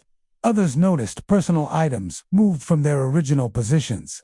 Small objects, like glasses, pens, or books, shifted inexplicably. One couple recounted that their luggage, left perfectly packed beside the bed, had been opened and rearranged overnight. There were no signs of forced entry, no indication that another person had entered. It was as though the hotel itself had memory, recalling previous occupants and reenacting their presence. A few guests claimed to see more than just disturbances. They saw apparitions. One writer, staying on the 4th floor, reported glimpsing a man standing in the corner of the room late at night. The figure was translucent, dressed in old-fashioned clothing, and appeared to be staring at the door.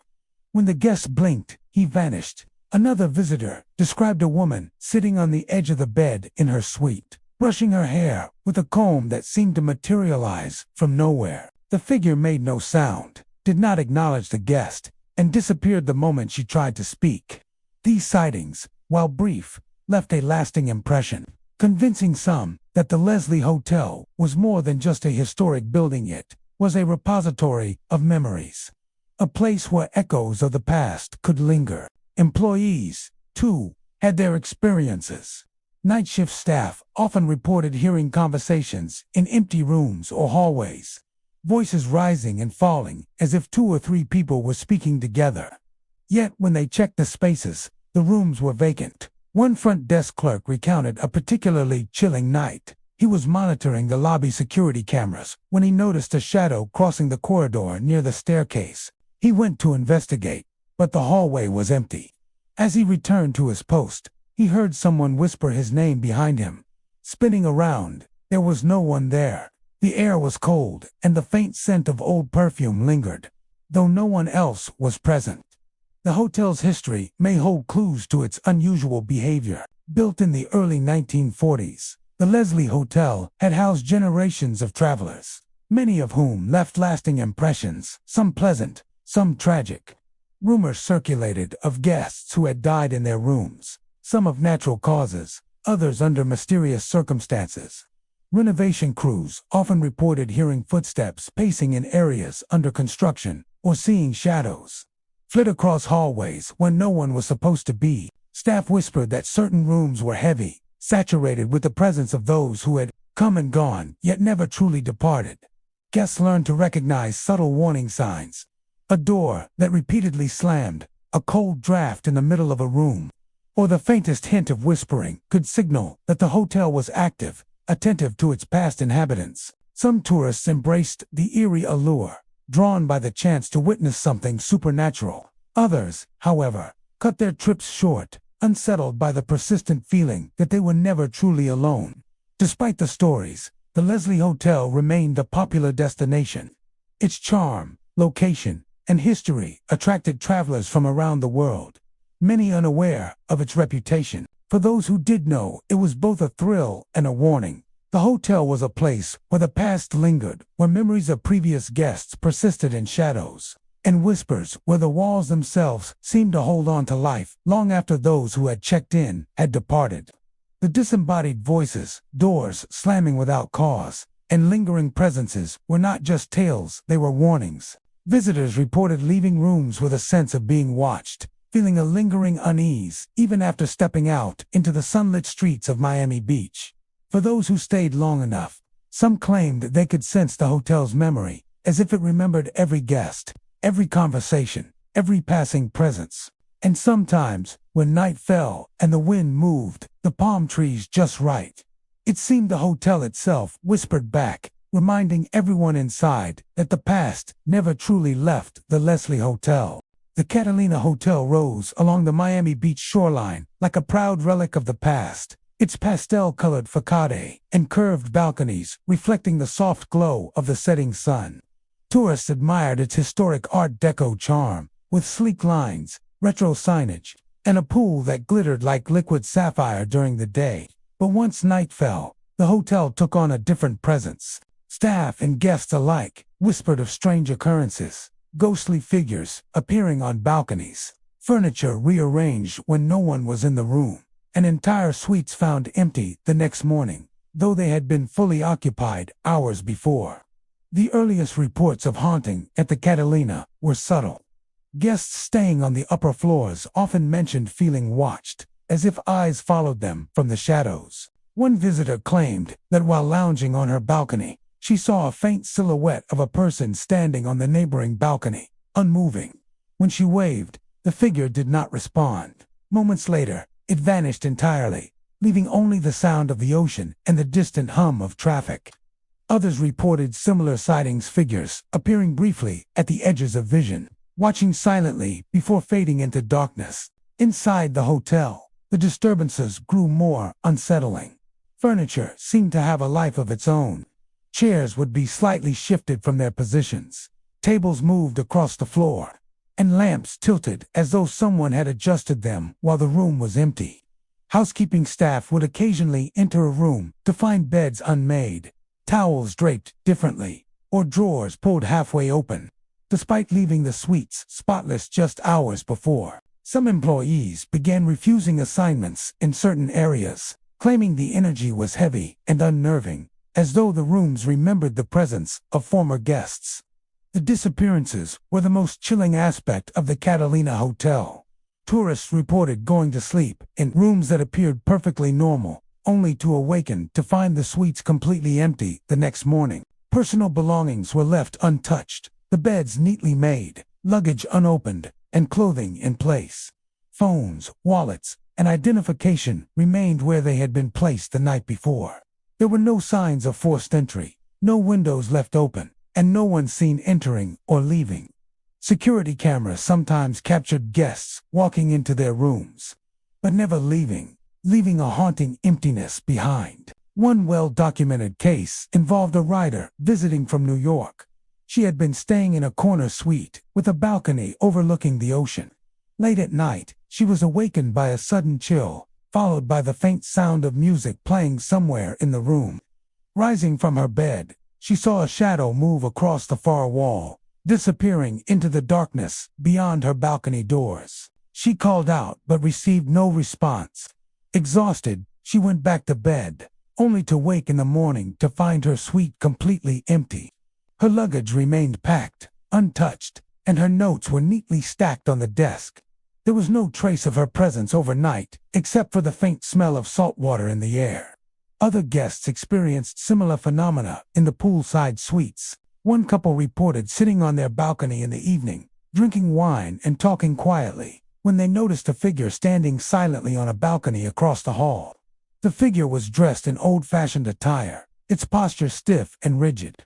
They waved and called, but it did not respond. By the time they looked again, the figure was gone. That same night, they claimed to hear furniture moving within their own suite, chairs scraping lightly against the floor and drawers sliding open, though no one else was present. Staff members also encountered unexplained activity. A night shift security guard once recorded footage of a chair rocking in a suite while the room remained unoccupied. When he checked the footage in the morning, the chair appeared to rock itself, then freeze in mid-motion, as if caught between reality and something else. Housekeepers reported doors swinging open by themselves, lights flickering, and objects moving from one side of the room to another. Some even claimed that faint whispering echoed down the hallways, as if previous guests were trying to communicate with the living. Attempts to explain the phenomena rationally often fell short. Management suggested drafts, uneven floors, or guest misperceptions, but the sheer consistency of reports over decades made skeptics uneasy. The balconies, the upper floor suites, and the poolside rooms. These areas were consistently mentioned in accounts of sightings and disappearances. Some longtime staff theorized that the hotel's foundation, built on reclaimed land near the shoreline, carried residual energy from past visitors, or that the building itself held a memory of those who had stayed there. Many of the ghostly visitors seemed tied to the era when the hotel first flourished. Apparitions were often dressed in vintage swimwear or formal attire from the 1940s and 1950s. Frozen in time, yet somehow observing the present, guests reported fleeting glimpses of men in sharp suits, women in flowing dresses, and children laughing silently on the balconies. Some claimed to hear voices calling names they did not recognize, as though previous occupants were reaching across decades, searching for acknowledgement. The disappearances, while rare, left an enduring impression. Guests who vanished overnight became the most compelling evidence for those who feared the hotel was not simply haunted, but alive in a way that absorbed its occupants. Families, couples, and solo travelers alike found themselves wary of the hotel after reading about these accounts. Some even leaving early, unable to shake the feeling of unseen eyes following their every movement. Despite the unsettling stories, the Catalina Hotel remained a destination for tourists seeking history, luxury, and the chance to experience Miami Beach's classic charm. But for those who stayed long enough, or who arrived late and wandered its hallways in silence, the hotel's darker side became impossible to ignore. Shadowy figures watched from balconies, furniture moved with unseen force, and suites once occupied could be empty by morning. It was as though the hotel itself held on to its past visitors, keeping them alive in echoes of movement, whispers, and fleeting glimpses.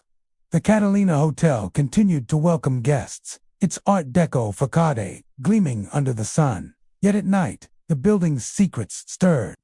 Those who remained after dark often sensed either presence that lingered in the corners of rooms, on the upper floor balconies, and along the quiet corridors. The hotel did not merely host visitors. It remembered them, observed them, and occasionally allowed them to disappear, leaving behind only the faintest traces of their existence.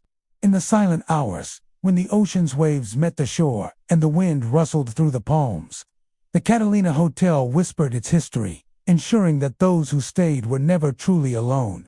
The Savoy Hotel, perched on the northern end of Miami Beach, appeared at first glance as a pristine example of Art Deco elegance. Its sleek lines, polished marble floors, and softly glowing neon signage drew tourists from across the world. By day, it was a haven for sunbathers and writers seeking inspiration, a place where the ocean breeze carried the hum of a bustling city and the promise of luxury. Yet, behind its glamorous facade, the Savoy carried a reputation whispered among staff and seasoned travelers. Some rooms possessed a strange energy. Guests vanished overnight, leaving personal belongings untouched, and voices could be heard when the building was entirely empty. The unusual energy in the hotel's rooms was first noticed decades ago. Guests, staying on the upper floors, often described an almost tangible weight pressing against them as soon as they entered certain suites. Some claimed to feel eyes on their backs, though no one else was present. Others spoke of a coldness that seemed to seep from the walls themselves, brushing against the skin like invisible fingers. The sensation was subtle at first, often dismissed as nerves, but for many, it grew impossible to ignore over the course of a night. One frequent visitor reported arriving late at night for a solo stay in room 612. The door clicked shut behind him, and he immediately noticed a difference in the air. It was heavier, charged with a static presence that made his skin prickle. As he unpacked, he thought he heard soft whispering coming from the corner of the room.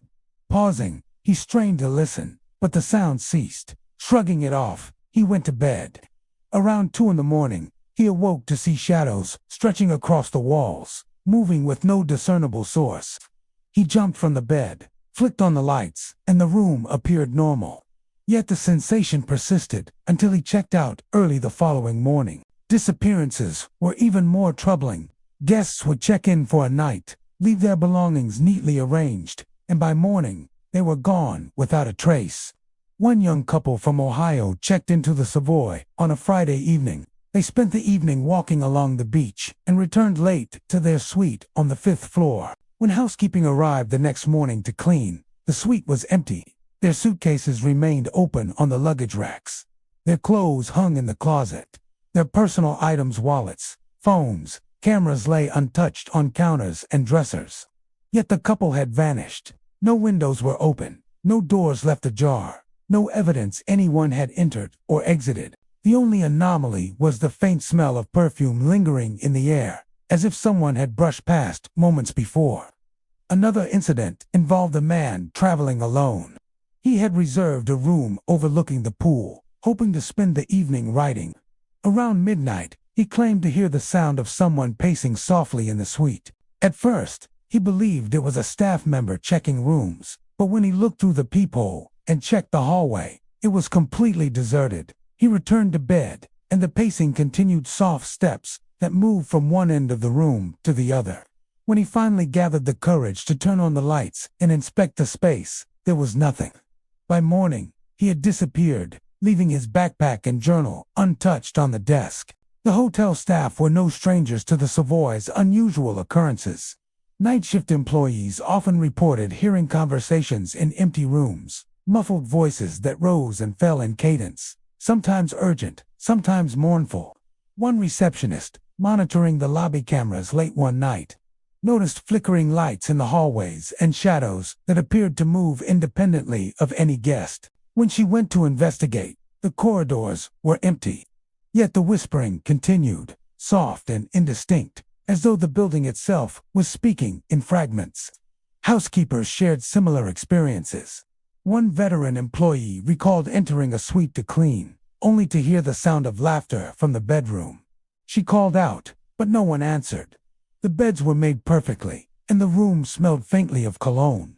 Though the window was closed, the laughter ceased the moment she stepped toward the bedroom, replaced by silence that pressed heavily against the walls. Even the elevators seemed to have a life of their own.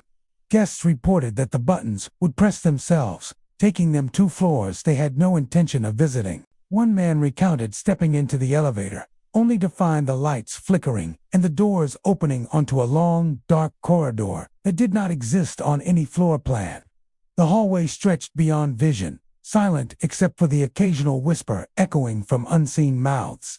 He fled immediately, the doors closing behind him, as though swallowing the corridor back into darkness. Many believe that the Savoy's hauntings are tied to its history. Built in the early 1940s, the hotel had witnessed decades of visitors, some leaving joyous memories, others fading in ways that remained unexplained. Rumors persisted of guests who had passed away within the building, some naturally, some under mysterious circumstances. Staff often mentioned that certain rooms were charged with residual energy, particularly suites on the upper floors or those overlooking the ocean. Renovation crews occasionally reported hearing footsteps in hallways that were supposed to be closed off or seeing shadows flit past areas under construction.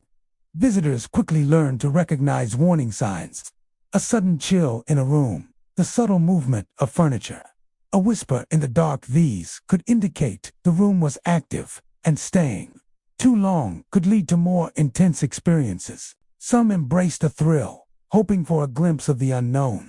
Others checked out early, unsettled by the sensation that they were being observed by unseen eyes. Despite these eerie stories, the Savoy Hotel continued to welcome guests, its exterior gleaming in the sun and its pool area inviting travelers each morning. But for those who stayed after dark, the hotel revealed its true nature. Voices murmured from empty rooms, furniture shifted without explanation, and guests sometimes vanished, leaving personal belongings untouched. It was as though the Savoy remembered every occupant, every whisper, every movement, and occasionally it decided to claim them, leaving only echoes in the corridors and the lingering sense that the building was alive. Those who experienced the hotel's strange energy could never forget it. The Savoy Hotel, for all its charm and history, was not merely a place to sleep. It was a place where the past lingered, where presence and absence intertwined, and where the line between the living and the unseen was far thinner than anyone could imagine. The Seville Hotel, a historic Art Deco landmark on Miami Beach, exuded elegance by day, with its pastel facade, sweeping balconies, and sparkling pool that reflected the Florida sun. Tourists flocked to its pristine halls, drawn by the promise of luxury, vintage charm, and ocean breezes. Yet behind its stylish appearance, the Seville held a darker, more mysterious presence. Guests and staff spoke in hushed tones of shadowy figures appearing at the foot of beds, voices calling from the darkness, and entire rooms emptied overnight, even when the doors were securely locked. The stories were as old as the hotel itself, whispered along the corridors and passed between employees as warnings to those who dared stay after dark. Guests would awaken at odd hours to sense a presence in their rooms, sometimes catching a fleeting shadow out of the corner of their eye. Frozen with fear, he could only watch as the silhouette seemed to study him, before slowly fading into the dim glow of the room. When he tried to recount the event at the front desk, the receptionist nodded knowingly, revealing that similar sightings had been reported in the same suite for decades. Voices were another phenomenon that terrified visitors. Many guests described hearing their names called softly, sometimes urgently, from empty hallways or rooms they had just vacated. One woman staying alone in a corner suite recounted being woken at 3 a.m. by a whisper, her full name, spoken in a calm, yet unmistakably human voice. She searched the room, checked the balcony, and even listened outside the door, but the hallways were silent. The experience repeated for several nights, each time leaving her with an uneasy sense of being watched and followed, as though someone or something lingered just beyond perception. Disappearances were perhaps the most chilling aspect of the Seville's haunted reputation. Guests would check into their rooms in the evening, secure in the knowledge that their doors were locked, only to vanish overnight. Their belongings remained undisturbed, suitcases packed neatly, personal items left on counters or in drawers, and beds made with care. One notable case involved a couple from New Jersey. They arrived late in the evening, unpacked briefly, and retired to their room on the 6th floor. By morning, housekeeping found the suite empty. The door had been locked from the inside. Their luggage, passports, and personal effects were untouched. Despite a full search of the premises, the couple was never seen again. Employees of the hotel shared their own encounters. Housekeepers often reported feeling watched as they moved through the older wings, hearing soft footsteps behind them or voices speaking in low tones. One veteran housekeeper recalled cleaning a room late at night and hearing a faint, rhythmic tapping on the window. When she opened the door to investigate, there was no one outside. But the tapping continued for several seconds before stopping abruptly. Security staff, too, noticed inexplicable phenomena. Cameras occasionally captured movements in vacant corridors, shadows crossing hallways, doors creaking open, and fleeting figures appearing in corners before disappearing when approached. The hotel's elevators, too, exhibited strange behavior. Guests sometimes pressed a button only to find themselves transported to a floor they had not selected. On one occasion, a man recounted entering the lift on the 3rd floor, pressing the lobby button, and watching the doors open onto an unfamiliar hallway, dimly lit and lined with doors that did not exist on the hotel's blueprints. Whispering echoed through the corridor, soft and unintelligible, but unmistakably human. He fled immediately, pressing the elevator button again, and returned safely to the lobby, though the sensation of eyes following him persisted long after. Many of the Seville hotel's hauntings seemed concentrated in its older wings, where original architectural elements remained intact. Guests noted a distinct difference in these areas: a heavy, almost oppressive atmosphere, colder air, and the sense that the walls themselves were alive with memory. Some theorized that the hotel's foundation, built decades earlier, had absorbed the energy of past occupants, their presence lingering and manifesting to the living. Others speculated that those who disappeared had never truly left, trapped within the building's walls, replaying fragments of their final moments. The shadow figures were often described as indistinct at first, almost blurry, but gradually became more defined when observed. Men in vintage suits, women in long dresses, and children carrying toys appeared fleetingly at the edge of vision. They would sometimes vanish the moment the observer attempted to focus on them, leaving only the memory of motion and a lingering chill. Guests frequently reported the sensation of being followed, even when walking through empty corridors or standing alone by the pool at night. Despite the frightening tales, the Seville Hotel continued to operate, maintaining its reputation as a desirable destination for travelers seeking historic elegance and beachfront luxury. For many, the allure of Miami Beach's sun and surf outweighed any rumors of haunting. However, those who stayed after dark, particularly in the older suites, often left with stories they could not explain, stories that would linger in their minds long after they returned home. The Seville Hotel, for all its charm and beauty, was more than a place to rest. Its walls held memories, some peaceful, some tragic, and some terrifying. Shadowy figures stood silently at the foot of beds. Voices whispered names in the quiet hours, and rooms could swallow guests overnight, leaving belongings untouched. For those who walked its halls after sunset, the hotel was alive with the echoes of the past. A place where the line between the living and the unseen was perilously thin. Those who experienced its strange energy understood that the Seville did not simply host its visitors. It remembered them, observed them, and sometimes kept them within its walls, forever part of its history. The Shore Club Hotel, an iconic Miami Beach landmark, had long been celebrated for its glamorous past. In its heyday, the hotel was a playground for celebrities, socialites, and the city's elite, who gathered in its opulent lounges, danced beneath crystal chandeliers, and sipped cocktails by the sparkling pool. The exterior, with its sleek Art Deco lines, neon accents, and sweeping balconies, still drew crowds of tourists eager to catch a glimpse of its storied history. Yet beneath its polished surface and sunlit charm, the Shore Club harbored a darker legacy, one that few dared to speak of openly. Guests and staff alike whispered of hallways where figures appeared and vanished without warning, rooms that seemed to swallow visitors whole, and former occupants who had never truly left. The first signs of the hotel's haunting often began subtly. Guests would report feeling watched, a fleeting shadow moving at the periphery of their vision. One traveler staying on the 5th floor awoke to see a figure standing near the foot of the bed, completely still, dressed in a style reminiscent of the hotel's golden era. When he blinked, the figure had disappeared. At first, he dismissed it as a trick of the night, but similar experiences soon convinced him otherwise. Hallways were especially prone to these sightings. Shadows seemed to glide effortlessly along the walls, appearing only to vanish the moment someone tried to focus on them. Voices were another recurring phenomenon.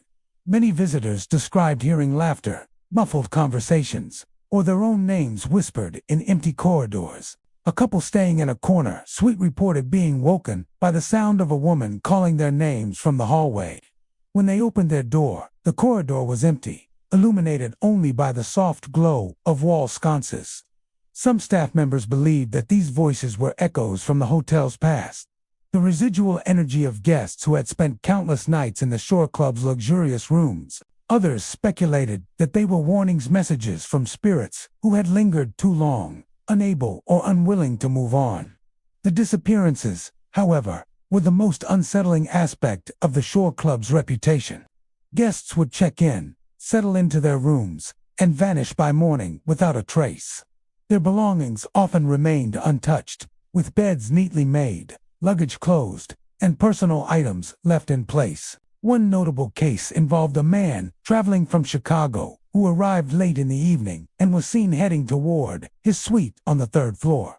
The next morning, the room was empty. His luggage, passport, and personal effects sat on the dresser, undisturbed. Security footage captured him entering the room, but there was no record of him leaving. Despite a thorough search of the hotel and surrounding areas, he was never found. Other visitors reported less extreme, yet equally unnerving encounters. Guests walking down the hall at night occasionally encountered figures dressed in 1940s and 1950s attire, as if the hotel had become a stage for the echoes of its glamorous past. Some of these figures appeared to study the living guests before fading into the shadows. Others seemed to reenact fragments of their former lives, dancing silently in the lounge, lounging by the pool at odd hours, or walking the hallways with a purpose that no longer belonged in the present. These moments, fleeting as they were, left a lasting impression on anyone who witnessed them. Staff had become accustomed to the Shore Club's peculiar energy, though many admitted it could still be frightening. Housekeepers reported hearing the clatter of glasses or the soft shuffle of footsteps in suites that were supposed to be empty. Maintenance personnel described flickering lights, doors opening and closing on their own, and elevators stopping at floors with no passengers. One longtime front desk clerk recounted a night when she was monitoring the lobby security feeds. Shadows appeared along the hallway outside the elevators, moving in ways that defied the logic of the building's layout. When she physically checked the corridors, the hallways were empty, yet the footage clearly showed motion, captured by the hotel's cameras. The pool area, once the hub of daytime activity and evening parties, was also a hotspot for spectral sightings. Guests would sometimes glimpse silhouettes pacing along the edge, only for the shapes to vanish when approached. Some claimed to see figures lounging in cabanas, wearing vintage swimwear, who disappeared entirely when a light was shown on them. The phenomenon was so consistent that a few visitors began documenting their encounters with cameras and voice recorders, hoping to capture evidence of the lingering spirits. While tangible proof remained elusive, the experiences themselves were compelling, leaving witnesses convinced that the Shore Club was more than just a hotel. It was a place where the past remained alive. Many believe that the hotel's history plays a role in its hauntings. Its decades of glamour brought countless visitors, some of whom passed away within its walls, while others left behind unresolved stories. The building itself, with its elegant rooms, long hallways, and ornate architectural details, seemed to hold on to the energy of those who had spent time there. Renovations often stirred strange occurrences. Workers reported hearing footsteps in empty corridors, doors slamming without cause, and objects moving on their own. Despite these unsettling reports, the Shore Club continues to welcome guests, drawn by its reputation as a historic, luxurious destination. For tourists unaware of its darker side, it is a sun-soaked retreat, offering ocean views, sophisticated lounges, and a sense of classic Miami Beach style. For those who stay after dark, particularly in the older wings, the hotel reveals a more enigmatic personality. Shadowy figures glide silently through the hallways, laughter and whispers echo from unseen rooms, and some guests never return from their overnight stays.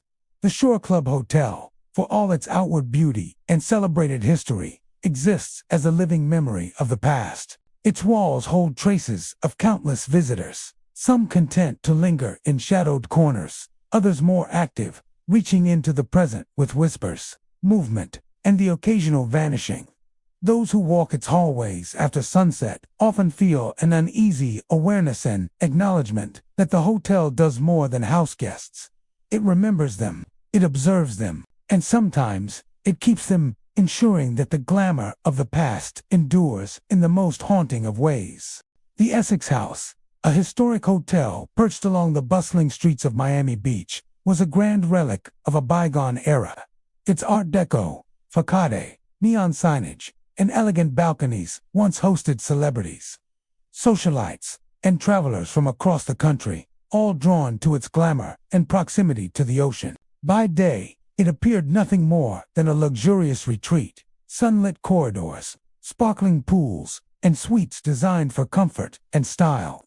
Yet behind the elegance, the Essex House had long carried a reputation that made even seasoned staff uneasy. Guests reported sudden cold spots in the middle of summer, whispers drifting from empty rooms, and visitors who vanished overnight during weekend stays, leaving behind all their belongings as if swallowed by the hotel itself. The first encounters with the Essex House's eerie presence were often subtle. Visitors would note chills in rooms where air conditioning had been turned off, a draft that seemed localized to one corner of a suite or hallway. One couple staying on the 8th floor described a sudden drop in temperature while unpacking their bags, a cold that settled over them like a damp blanket. They initially shrugged it off as a quirk of the building, but the sensation persisted throughout the evening, accompanied by soft murmurs that seemed to emanate from the walls themselves. Whispers were a consistent element in reports from guests. People claimed to hear their names spoken, sometimes urgently, sometimes in mournful tones, from hallways and rooms that were entirely empty. One visitor recounted waking at 2 a.m. to the faint sound of a conversation taking place in the suite next door. Rising cautiously, he opened the door, expecting perhaps an overzealous guest or a neighbor in distress. But the corridor was silent and deserted. The sound of whispered voices seemed to come from nowhere, echoing faintly in the stillness. Similar reports came from housekeeping staff, who frequently remarked that the hallways talked to them at night, carrying snatches of words that could not be understood but conveyed unmistakable human presence. Disappearances were the Essex house's most unnerving and mysterious phenomena. Weekend stays seemed particularly susceptible, with guests checking in Friday night only to be gone by Sunday morning without explanation. Their rooms were often found in perfect order, beds made, personal belongings untouched, luggage packed, and all doors securely locked from the inside. One notable case involved a young man from Atlanta who arrived for a short vacation. Security footage captured him entering his suite on the third floor, but he was never seen leaving. Staff conducting a full sweep of the hotel reported that his belongings, wallet, phone, even a set of neatly folded clothes, remained exactly as he had left them. To this day, his disappearance remains unsolved, and his room is said to carry a lingering chill that guests often notice upon entering. The Essex house was also known for visual anomalies. Some guests reported glimpsing shadowy figures at the edges of hallways, figures that vanished the moment they tried to focus on them. Others described reflections in mirrors that did not match their surroundings, a fleeting image of someone standing behind them, or an open doorway where there was none. The figures were often dressed in styles reminiscent of the hotel's heyday: suits, flowing dresses, and vintage swimsuits that seemed out of place in the modern setting. These apparitions were rarely threatening, but left a lasting impression, as if the past was trying to make itself known to the present. Staff members had their own encounters with the hotel's restless energy. Night shift security personnel often reported doors opening and closing without cause, lights flickering in empty suites, and faint footsteps echoing down long, deserted corridors. One housekeeper recalled preparing a room for new arrivals and hearing soft humming as though someone was singing quietly. She turned to investigate, only to find the space completely empty, the air cold and heavy, and the scent of perfume lingering in a way that suggested someone had been there moments before. The Essex house's history provides some context for these unsettling occurrences. Opened in the early 1940s, it had hosted countless guests over decades, some of whom passed away quietly in their rooms, while others disappeared under circumstances never fully explained. Renovation crews working on the older wings frequently reported eerie phenomena: flickering lights, objects moving on their own, and sudden temperature drops that seemed confined to specific areas. Longtime employees often referred to certain suites as charged or heavy, implying that the energy within them was denser, tied to the presence of past visitors who had left behind more than memories. Guests quickly learned to recognize subtle warnings of a room's activity: a sudden cold spot, a whisper in the stillness, or a sense of being watched could indicate a room was active, and those who lingered too long sometimes reported more intense experiences. Some were drawn to the hotel precisely for its reputation, eager to witness the unexplained, while others cut their visits short, unnerved by the feeling that the Essex house was alive in ways they could not comprehend. Despite its chilling reputation, the Essex house remained a prominent destination. Its prime location, historic charm, and luxurious amenities continued to attract visitors, many of whom were unaware of the building's darker side. Yet those who stayed long enough or ventured into the older wings at night often left with stories that defied explanation. Shadowy figures appeared and vanished in hallways. Whispers drifted from empty rooms, and guests sometimes disappeared completely, leaving behind only the faint echoes of their existence. For all its elegance and sunlit charm, the Essex house was more than a hotel. It was a repository of memories, a place where the past lingered like a tangible presence, where rooms remembered those who had stayed and sometimes reclaimed them. Those who walked its halls after dark felt the weight of history pressing in, an awareness that the building itself watched and remembered.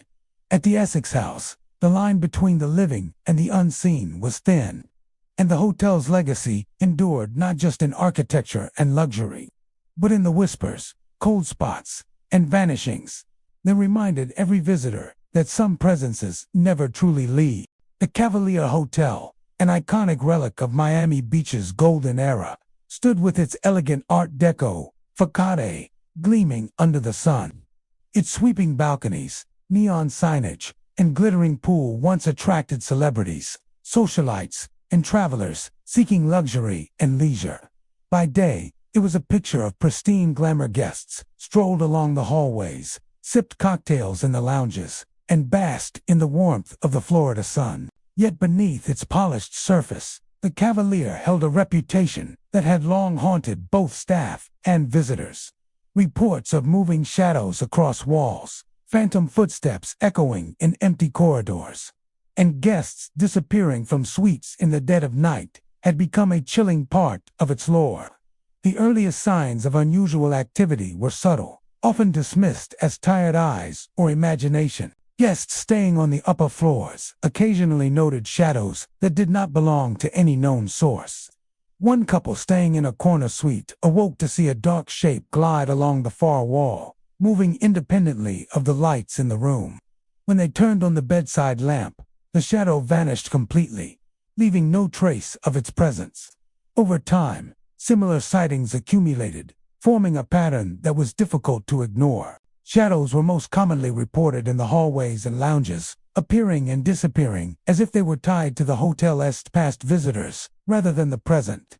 Phantom footsteps were another frequent occurrence. Guests often reported hearing slow, deliberate steps pacing along the hallways outside their rooms in the middle of the night. The sound of shoes tapping against polished floors would start and stop abruptly, moving from one suite to another. Yet, when doors were opened, the corridors were completely empty. Security personnel sometimes encountered the same phenomenon, recording the sounds on their night shift monitors while physically checking the floors, only to find no one present. The footsteps had a cadence that felt disturbingly human, as if someone were walking deliberately but unseen. This appearance was the most unsettling aspect of the Cavalier's haunting reputation. Guests would check into a suite, secure in the knowledge that the door was locked from the inside, and vanish by morning. Belongings were often left behind, luggage neatly placed, wallets untouched, clothing folded or draped as it had been the night before. One well-documented case involved a young man traveling alone from Atlanta. He arrived in the evening, checked into a fourth-floor suite, and was last seen heading inside. By morning, the room was empty, the bed untouched, and his personal items still in place. Security footage showed him entering the room, but never exiting, and despite a full search of the hotel and surrounding areas, he was never found. Some guests described the figures moving silently along hallways or standing just at the corner of their vision. Others reported glimpses of people sitting at the pool or in the lounges late at night, frozen as though caught between past and present. Attempts to focus on these apparitions often proved futile. They vanished when observed directly, leaving only the sensation of a presence lingering in the room. Housekeeping staff had their own eerie experiences. One veteran housekeeper recalled entering a suite to prepare it for incoming guests and hearing the soft creak of furniture shifting. She turned toward the sound, only to find an empty room. Towels were neatly folded, beds untouched, yet she felt a heavy presence, a weight pressing down on the space. Another staff member reported hearing muffled voices coming from an empty hallway. When investigated, the sound stopped abruptly, leaving an oppressive silence behind. Night shift security guards often recorded objects moving in vacant suites, chairs sliding slightly, doors opening and closing on their own, and lights flickering in rooms that were entirely empty. Some of the Cavalier's more daring visitors reported visual anomalies in mirrors and reflective surfaces. Guests would see fleeting images of figures standing behind them or across the room, only to vanish when they turned to confront them. Doors sometimes appeared to open into hallways that did not exist, creating disorienting and unsettling experiences. The pool area, too, became a stage for strange sightings. People lounging at night occasionally claimed to see silhouettes pacing silently along the water's edge, only to disappear when approached. The figure's vintage attire suggested a lingering echo of the hotel's heyday, reinforcing the sense that the past had not fully departed. Historians and long-term staff speculated that the hotel's hauntings were tied to its history. Built during a period of opulence and glamour, the Cavalier had hosted countless visitors, some of whom passed away within its walls, while others left under circumstances that were never fully explained. The older suites and upper floors appeared to carry the most activity, with consistent reports of shadows, footsteps, and vanishing guests. Renovation crews occasionally encountered cold drafts, unexplained noises, and furniture moving on its own, suggesting that the building itself held on to the energy of those who had stayed there. Despite the eerie reputation, the Cavalier Hotel continued to operate, drawing visitors with its historic charm and oceanfront location. Many guests remained unaware of the paranormal stories and focused on the hotel's luxury amenities and classic Miami Beach atmosphere. However, those who stayed overnight, particularly in the older wings, often encountered the unexplained. Shadows glided silently along walls, footsteps echoed without origin, and some visitors simply vanished from suites, leaving only personal belongings behind. For all its elegance and sunlit allure, the Cavalier Hotel was more than a place of leisure. It was a repository of memories, a space where the past lingered alongside the present. Shadowy figures moved along walls, phantom footsteps traced the hallways, and rooms sometimes claimed their occupants overnight. Guests who walked its corridors after dark often felt the weight of history pressing in, a sense that the hotel did not simply host its visitors, but observed, remembered, and occasionally retained them within its walls. At the Cavalier, the line between the living and the unseen was perilously thin, and the stories of disappearing guests and restless shadows ensured that the hotel's legacy endured long after the sun had set. The Congress Hotel, a historic landmark in Miami Beach, exuded a charm that harkened back to a bygone era. Its Art Deco, facade, elegant balconies, and sunlit pool area invited travelers seeking a touch of vintage luxury. By day, it appeared as a bustling, lively retreat. Guests strolled through its halls, sipped cocktails in the lounges, and basked in the warmth of the Florida sun. Yet behind its pristine exterior, the Congress Hotel carried a reputation whispered among staff and seasoned visitors alike. Several rooms were rumored to be cursed rooms where previous guests had vanished overnight, leaving their belongings untouched, while staff and other visitors reported hearing voices long after checkout, echoing through empty suites and hallways, as if the hotel itself had refused to release them. The unusual activity in the hotel was often subtle at first. Guests would report cold spots that seemed to appear in the middle of summer, or a sense of unease that could not be explained. One couple staying in a suite on the 6th floor recalled a sudden drop in temperature shortly after settling in for the evening. At first they assumed it was the air conditioning malfunctioning, but as the night progressed, the room grew inexplicably colder, and faint whispers seemed to drift from the corners. They could not identify the source, and each time they attempted to locate it, the sounds ceased, leaving a heavy, unnerving silence in its place. Disappearance was the most alarming aspect of the Congress Hotel's reputation. Guests who had checked into these cursed rooms were sometimes never seen again. Their belongings, including luggage, wallets, clothing, and personal items, remained perfectly in place, as if the occupants had been plucked from existence without a trace. One notable case involved a businessman from New York.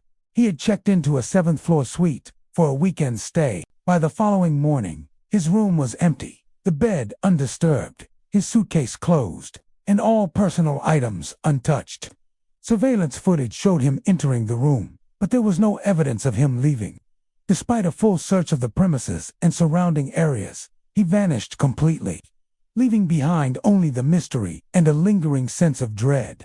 Staff members frequently encountered the hotel's otherworldly phenomena. Housekeepers reported entering empty suites only to hear the soft murmur of voices, sometimes calling names or speaking in fragmented sentences. One longtime employee recounted cleaning a room late at night, only to hear whispers that seemed urgent and sorrowful. When she attempted to locate the source, the room appeared entirely empty, yet the voices continued for several minutes before fading into silence.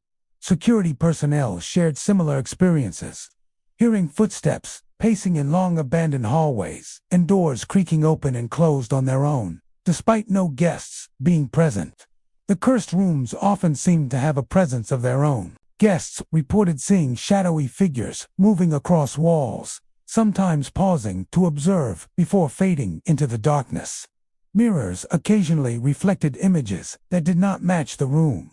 Fleeting glimpses of people standing behind or beside them, dressed in styles reminiscent of the hotel's earlier decades. Others described objects moving slightly, chairs shifting, or lights flickering unpredictably, as though the rooms themselves were aware of the living and the departed simultaneously.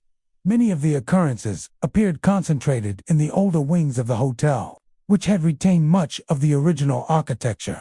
High ceilings, long corridors, and vintage furnishings seemed to amplify the eerie atmosphere.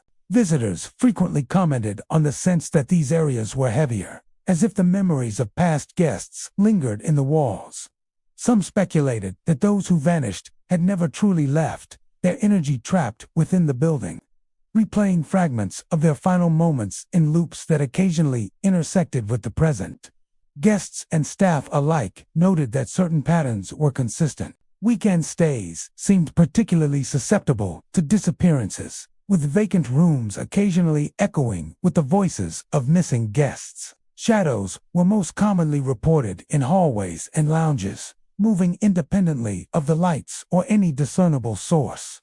Those who dared to linger after dark often experienced the sensation of being watched or followed, even when no one else was present. The hotel's elevators sometimes behaved strangely, transporting visitors to floors they had not selected, or opening onto hallways that did not exist on any blueprint. Despite its unsettling reputation, the Congress Hotel continued to welcome visitors. Drawn by its historic charm, oceanfront location, and luxurious amenities, many guests remained unaware of the dark stories tied to the building, focusing instead on the comfort and style offered by the suites and lounges. For those who stayed long enough, however, the hotel revealed its true nature. Voices drifted from empty rooms, shadows moved along walls with a life of their own, and some guests disappeared overnight, leaving their belongings behind, as if swallowed by the hotel itself. Historians and employees alike speculated that the haunting was linked to the hotel's history.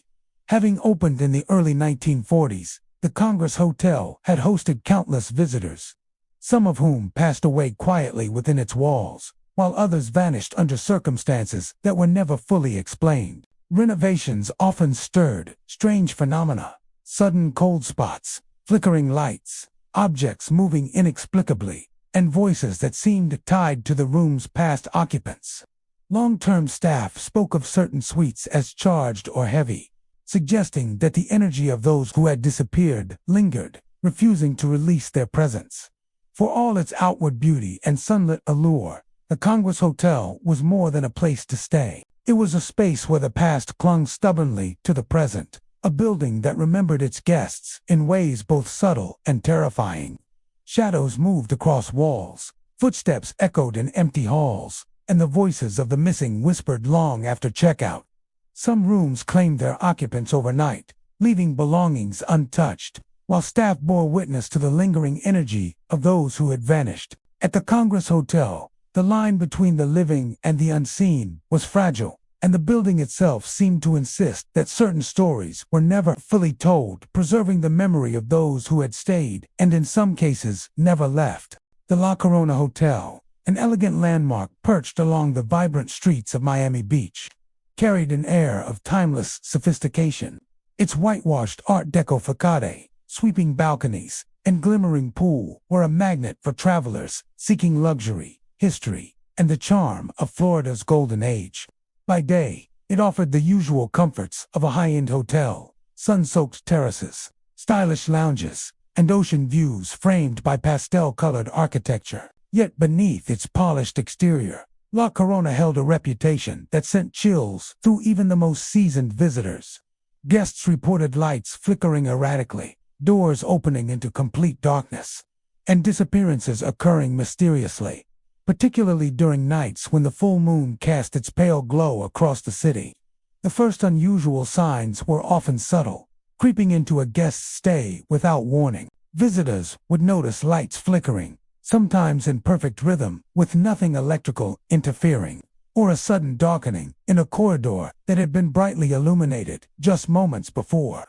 One couple staying on the 5th floor described their chandelier dimming and pulsing as though it had a heartbeat, casting shadows that seemed to move independently along the walls. At first, they tried to rationalize it as a wiring issue, but the flickering continued intermittently throughout their stay, sometimes accompanied by the low creak of floorboards or the soft click of distant doors.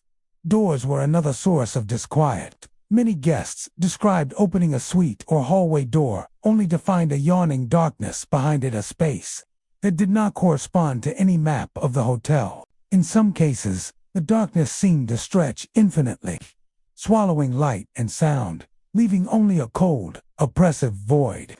Guests who entered these spaces often reported an immediate sensation of being watched, their movements echoed by silent, unseen observers. Some claimed that these darkened rooms were entrances to parts of the hotel that did not exist in any structural plan, fleeting pockets where reality itself felt thin and time seemed to lose its usual flow. Disappearance was the most alarming phenomenon at La Corona. Reports consistently noted that certain guests vanished entirely during their stays, particularly on nights of the full moon. Those who disappeared left behind all personal belongings, luggage packed or neatly arranged, wallets and phones untouched, beds made, and closets undisturbed. One widely cited case involved a young woman visiting from Atlanta. She checked into a suite on the 7th floor, preparing for a weekend getaway. When housekeeping arrived the next morning, the room was empty, the bed untouched, and her suitcase closed. Surveillance footage confirmed she had entered the suite, but there was no record of her leaving. Despite an extensive search of the hotel and surrounding areas, she was never found. Shadowy figures often accompanied these disappearances. Guests frequently reported seeing dark shapes gliding along the hallways or hovering at the edges of their vision. These figures were rarely fully defined, appearing as silhouettes that seemed to fade in and out of perception. Some guests described them as tall, indistinct forms, dressed in vintage clothing reminiscent of the hotel's heyday, while others claimed to see fleeting images of children running silently down the corridors. Many of these apparitions appeared during nights of the full moon, their presence coinciding with the most mysterious vanishes. Staff members often witnessed phenomena that could not be explained. Housekeepers reported hearing whispers in empty suites, as though conversations from decades past were replaying in the silence. One night, a longtime employee recounted moving through the 7th floor corridor when she heard footsteps pacing behind her. She turned to confront the source, but the hallway was empty, the sound ceasing only when she reached the end of the hall. Security guards noted similar experiences: elevators stopping between floors with no passengers inside, doors swinging open without cause, and lights flickering erratically throughout empty corridors. Even the pool and lounge areas carried traces of the hotel's otherworldly activity. Guests relaxing at night occasionally glimpsed figures sitting poolside or wandering the terraces. When approached, these figures vanished instantly, leaving ripples in the water and the sensation that someone or something had been there moments before. Mirrors throughout the hotel often reflected images that did not match the room, occasionally showing figures standing behind guests or doors that opened into darkness. The sense of being observed was nearly universal among those who stayed past sunset, especially in the older wings. The hotel's history offered hints as to why these phenomena occurred. La Corona, built in the early 1940s, had hosted generations of visitors, some of whom passed away within its walls. while others disappeared under circumstances never fully explained. Renovations and structural updates often stirred increased activity. Flickering lights, sudden cold drafts, objects moving seemingly on their own, and eerie voices echoing through unoccupied suites. Long-term staff sometimes referred to the upper floors and certain rooms as active, suggesting that the energy of those who had vanished or perhaps never truly left lingered within the hotel. Weekend stays, particularly during full moons, seemed to amplify the activity. Guests would report heightened sensations of being watched, shadowy figures appearing more distinctly, and lights flickering in complex, almost rhythmic patterns. Doors would open into blackness, rooms would appear larger or strangely rearranged, and disappearances were more frequent during these lunar cycles. Many visitors noted that the hotel's charm felt tinged with unease after sunset. Its elegant facade hiding a persistent presence that seemed to bridge past and present. Despite these unsettling reports, the La Corona Hotel continued to welcome guests, drawn by its historic charm, oceanfront location, and luxurious amenities. Many visitors remained unaware of the darker stories surrounding the building, enjoying the sun, pool, and vintage architecture. Those who stayed overnight, however, often encountered experiences that defied explanation. Flickering lights, darkened doorways, shadowy figures, and in some cases, complete disappearances. The La Corona Hotel, for all its beauty and history, existed as more than just a place to stay. Its walls held echoes of the past, memories that lingered like shadows at the edge of perception. Lights flickered erratically, doors opened into voids, and guests sometimes vanished entirely, leaving only traces of their existence. At La Corona, the boundary between the living and the unseen was fragile, and the hotel's legacy endured not only in its architecture and luxury, but in the whispers, shadows, and disappearances that reminded every visitor that some presences never truly leave. The Surfcomer Hotel, a once-celebrated Miami Beach destination, radiated the vibrant energy of South Florida with its colorful facades, palm-lined walkways, and chic Art Deco design. By day, the hotel offered guests a lively experience. Sun-soaked terraces, bustling pools, and elegant lounges where cocktails flowed freely. Its proximity to the ocean made it a favorite for tourists seeking both luxury and the quintessential Miami Beach vibe. Yet beneath its bright and lively exterior, the Surfcomer held a darker reputation, one whispered about quietly by long-term staff and cautious visitors. Guests reported the feeling of being watched by unseen presences, waking to find rooms rearranged without explanation, and, in more extreme cases, entire visitors disappearing overnight, leaving their belongings behind as though swallowed by the building itself. The first signs of the hotel's unusual activity often appeared subtly. Visitors would feel an inexplicable sense of being observed, a presence hovering just beyond the edge of awareness. One couple staying on the third floor described noticing a chill in the room, despite the air conditioning being off. As they settled for the night, they felt the sensation of eyes on them, as though someone or something was silently studying their every move. When they searched the suite, there was no one there, and all doors and windows remained securely closed. Such experiences were not uncommon, with guests frequently noting similar feelings throughout their stays. Rooms themselves sometimes seemed to change in ways that defied explanation. Furniture that had been neatly arranged the night before appeared shifted or moved entirely when visitors awoke in the morning. Chairs might be facing a different direction, beds slightly misaligned, or objects subtly displaced. One guest recounted leaving his suite with everything in order, only to return hours later and find a chair positioned in the center of the room, a lamp slightly tilted, and personal belongings rearranged in a manner he could not have accomplished himself. These changes were never violent or overtly threatening, but they left an undeniable impression of an unseen hand manipulating the space, a reminder that the hotel was alive in ways that transcended the ordinary. The most disturbing phenomenon at the Surfcomer, however, was the disappearances. Guests would check into a suite for a brief stay, and by morning, They were gone without a trace. Their rooms remained untouched, luggage closed, clothing folded, wallets and phones left exactly where they had been. One notable case involved a young man visiting from Chicago. He had checked into a fifth-floor suite late at night and was seen on security footage entering the room. By morning, he was nowhere to be found. His belongings remained neatly arranged, and the room showed no signs of disturbance. Despite exhaustive searches of the hotel and surrounding areas, he was never located, leaving a lingering sense of unease among staff and visitors alike. Shadows were another common occurrence.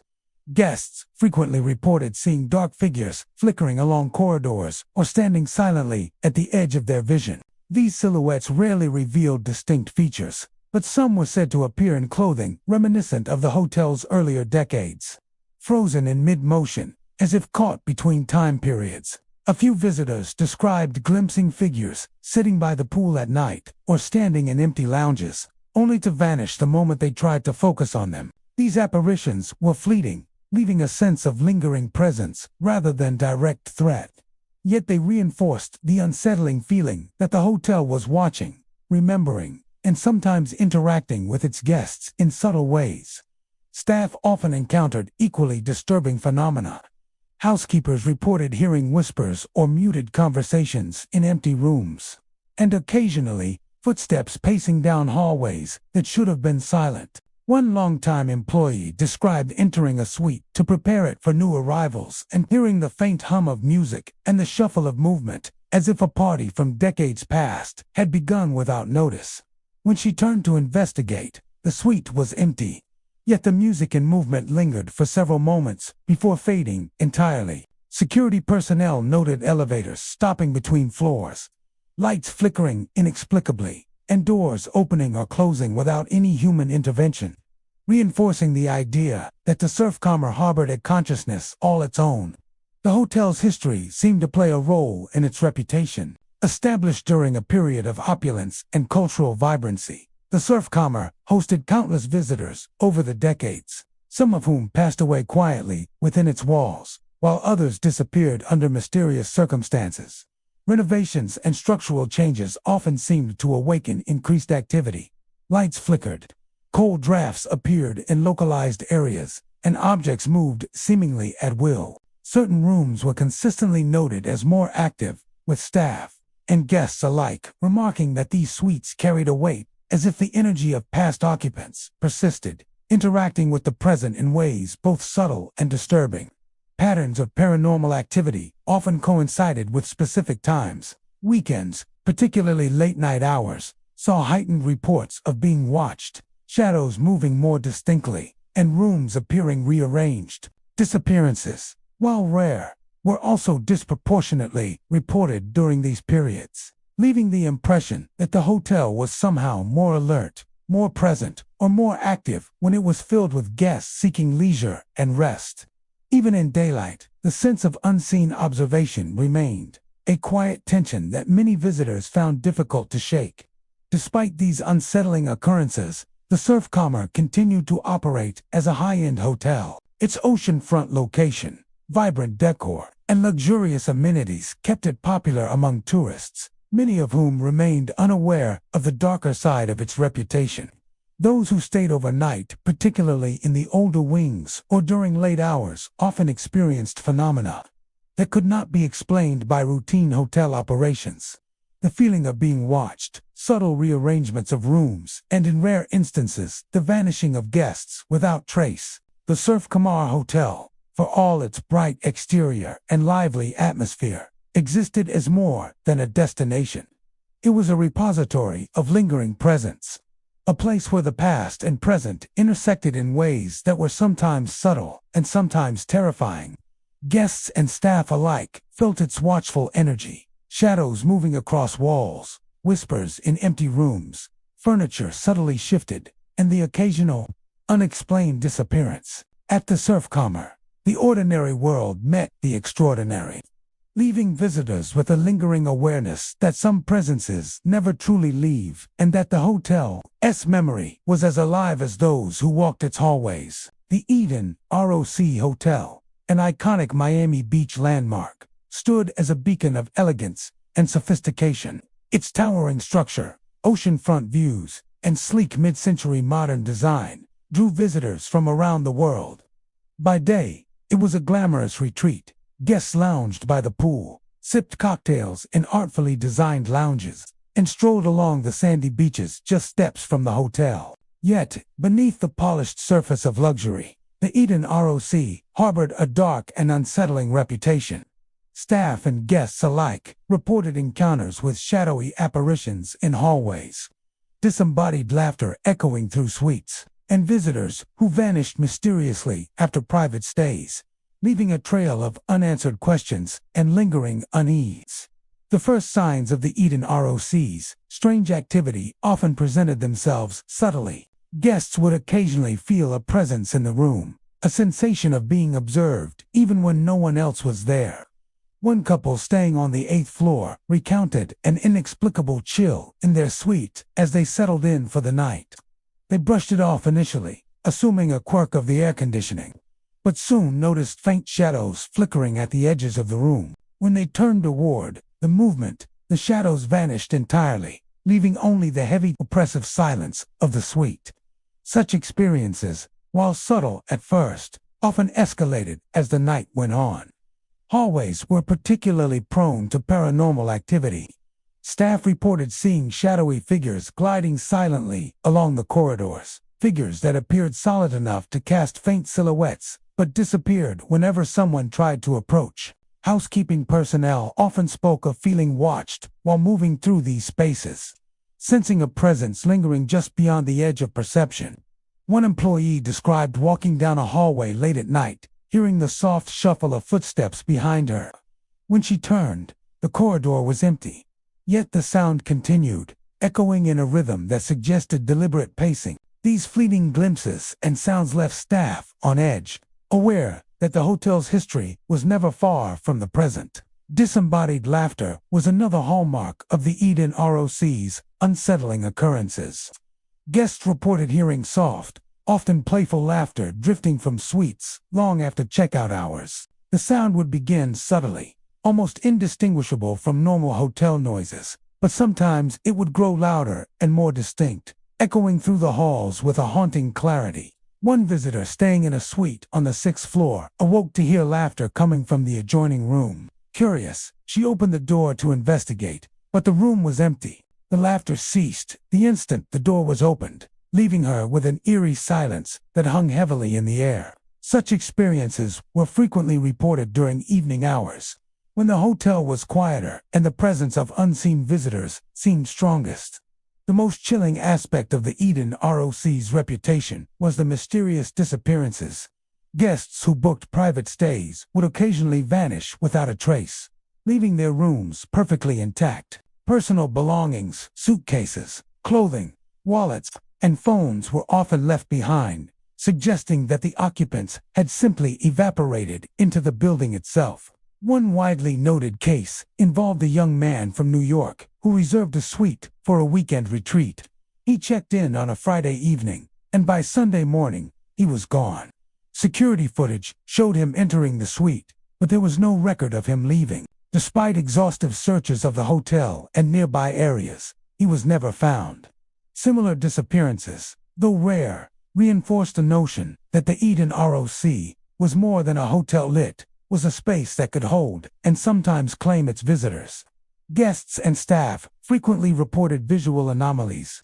Mirrors often reflected images that did not match the room, showing figures standing behind guests or in corners where no one was present. Lights would flicker in a pattern that seemed almost intentional, illuminating hallways or rooms just long enough to catch the fleeting shadow of someone or something before plunging the area back into darkness. Doors sometimes opened into areas that did not exist on any floor plan, leaving visitors to confront empty voids that seemed to stretch endlessly. Those who dared to explore these anomalies often left with a lingering sense that the hotel's very structure was alive, aware of their presence, and capable of manipulating space itself. The Eden ROC's history provided context for these eerie occurrences. Established in the mid-20th century as a luxury destination for celebrities and travelers, the hotel had seen countless guests pass through its halls. Some had died quietly in their suites, while others vanished under circumstances never fully explained. Renovations and upgrades over the decades appeared to stir the hotel's restless energy, intensifying reports of shadows, laughter, and disappearances. Staff often referred to certain suites and hallways as active, suggesting that the lingering presence of past occupants was concentrated in specific areas of the building, interacting with current guests in ways that were unpredictable and sometimes terrifying. Patterns emerged among the reports. Nighttime and private stays were most frequently associated with unexplained activity. Shadows appeared more distinctly after sunset. Laughter echoed more clearly in empty suites, and disappearances were disproportionately reported during these hours. Guests staying on upper floors or in older sections of the hotel often experienced heightened phenomena, reporting feelings of being watched, sudden cold spots, and rooms subtly rearranged in the morning. Even those who did not witness an apparition often left with a persistent sense that the hotel itself remembered every visitor, and that some presences never truly departed. Despite its unsettling reputation, the Eden ROC Hotel continued to operate as a prestigious destination. Its oceanfront location, luxury amenities, and historic charm ensured that visitors kept coming, many unaware of the dark stories woven into its history. Yet those who stayed overnight, particularly in the quieter hours, often encountered evidence that the hotel's past was never truly gone. Shadowy figures roamed the hallways, laughter drifted through suites long after checkout, and some guests vanished completely, leaving only the lingering presence of their existence. For all its glamour and allure, the Eden ROC Hotel was more than a place to stay. It was a repository of memory, a space where the past persisted alongside the present. Guests and staff alike felt its awareness, shadows moving in hallways, disembodied laughter filling empty suites, and visitors disappearing without a trace. At the Eden ROC, the ordinary world blended seamlessly with the extraordinary, leaving a lasting impression that some presences never truly leave, and that the hotel itself was as alive as those who walked its corridors. The Raleigh Hotel, an iconic Miami Beach landmark with its sleek Art Deco design and pristine white facade, has long been celebrated for luxury and style. Its sun-drenched pool, elegant terraces, and oceanfront location attract visitors from around the world, seeking both glamour and comfort. By day, it exudes vibrancy. Guests lounge by the pool, sip cocktails in the stylish bars, and enjoy the warm Florida sun. Yet, beneath its polished surface, the Raleigh holds a darker, more sinister reputation. Reports of tourists disappearing without explanation, voices repeating the last words of vanished guests, and shadowy figures lingering near the pool after dark have persisted for decades, making the hotel a nexus of both intrigue and fear. The earliest signs of paranormal activity are subtle, creeping into a guest's stay unnoticed. Visitors often describe an immediate feeling of being watched, even when alone in their suites.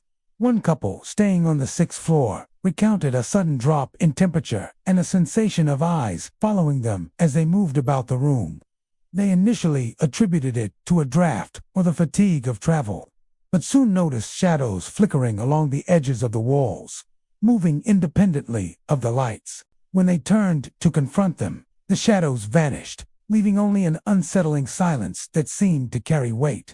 Such experiences are common at the Raleigh, with subtle signs escalating into more tangible and frightening phenomena as the night progresses. The hotel's hallways are frequently cited as hotbeds of activity. Staff and guests alike report shadowy figures gliding silently along the corridors, often appearing at the corner of the eye before disappearing when directly observed. Housekeeping staff have recounted instances of being followed by unseen presences, the soft shuffle of footsteps echoing behind them while the corridors remained empty.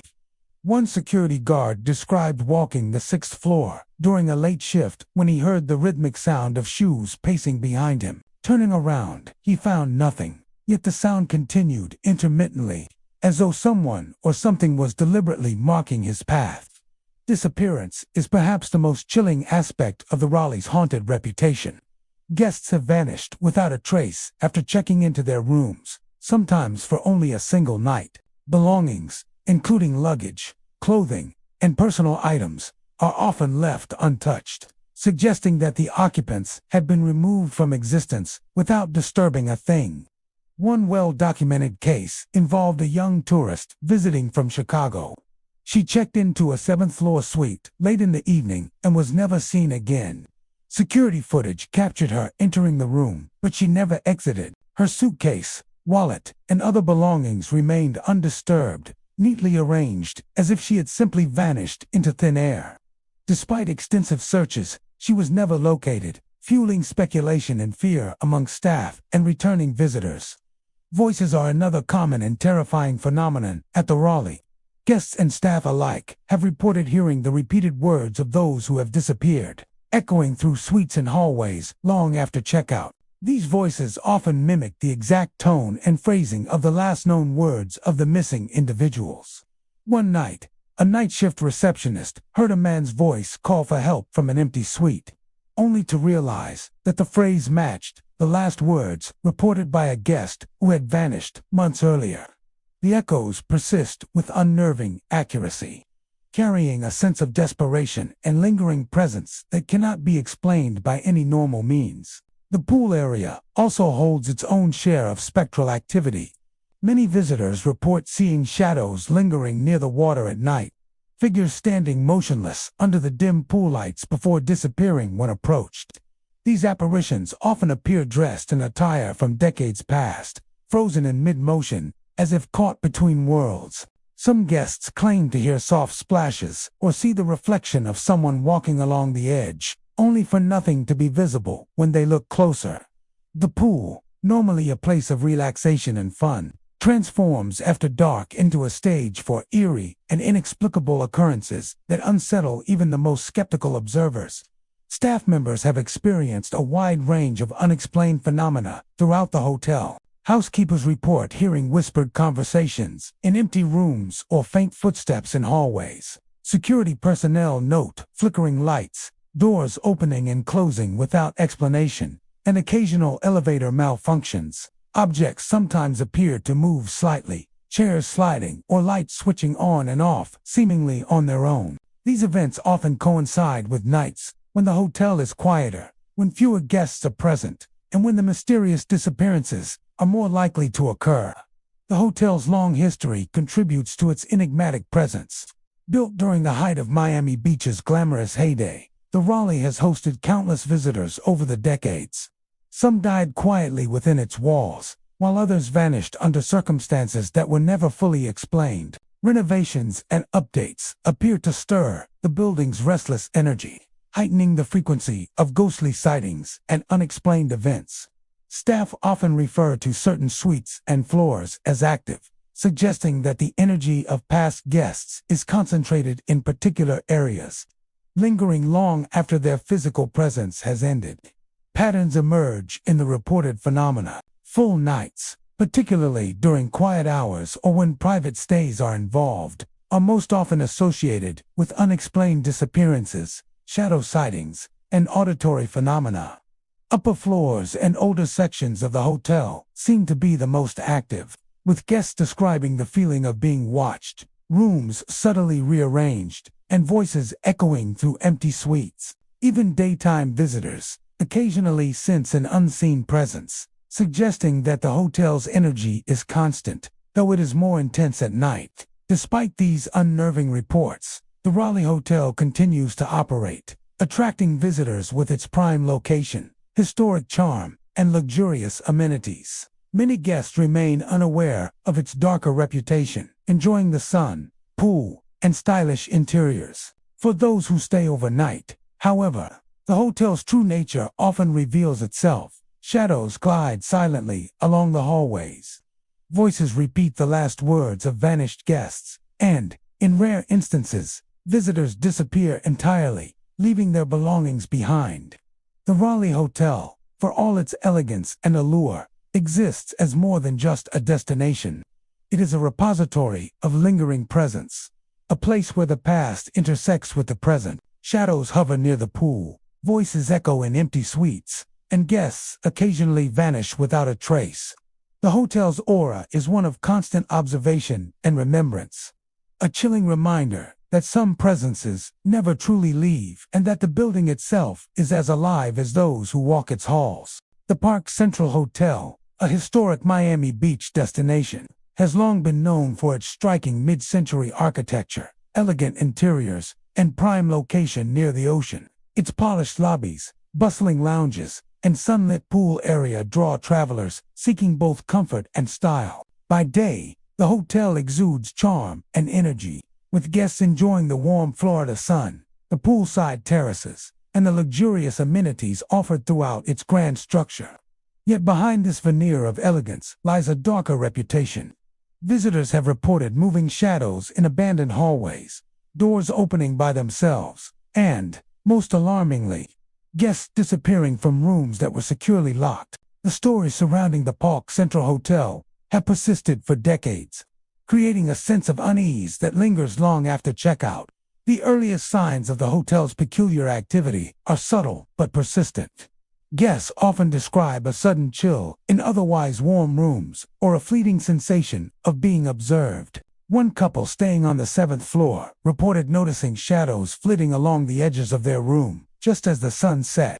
Initially, they dismissed the movement as a trick of the light, but the shadows returned in the same corners throughout the evening, shifting and stretching in ways that defied the angles of the room. When they tried to confront or follow the shadows, they would vanish entirely, leaving only the oppressive silence of the suite and the unsettling feeling of being watched. The hotel's hallways are frequently cited as focal points for paranormal activity.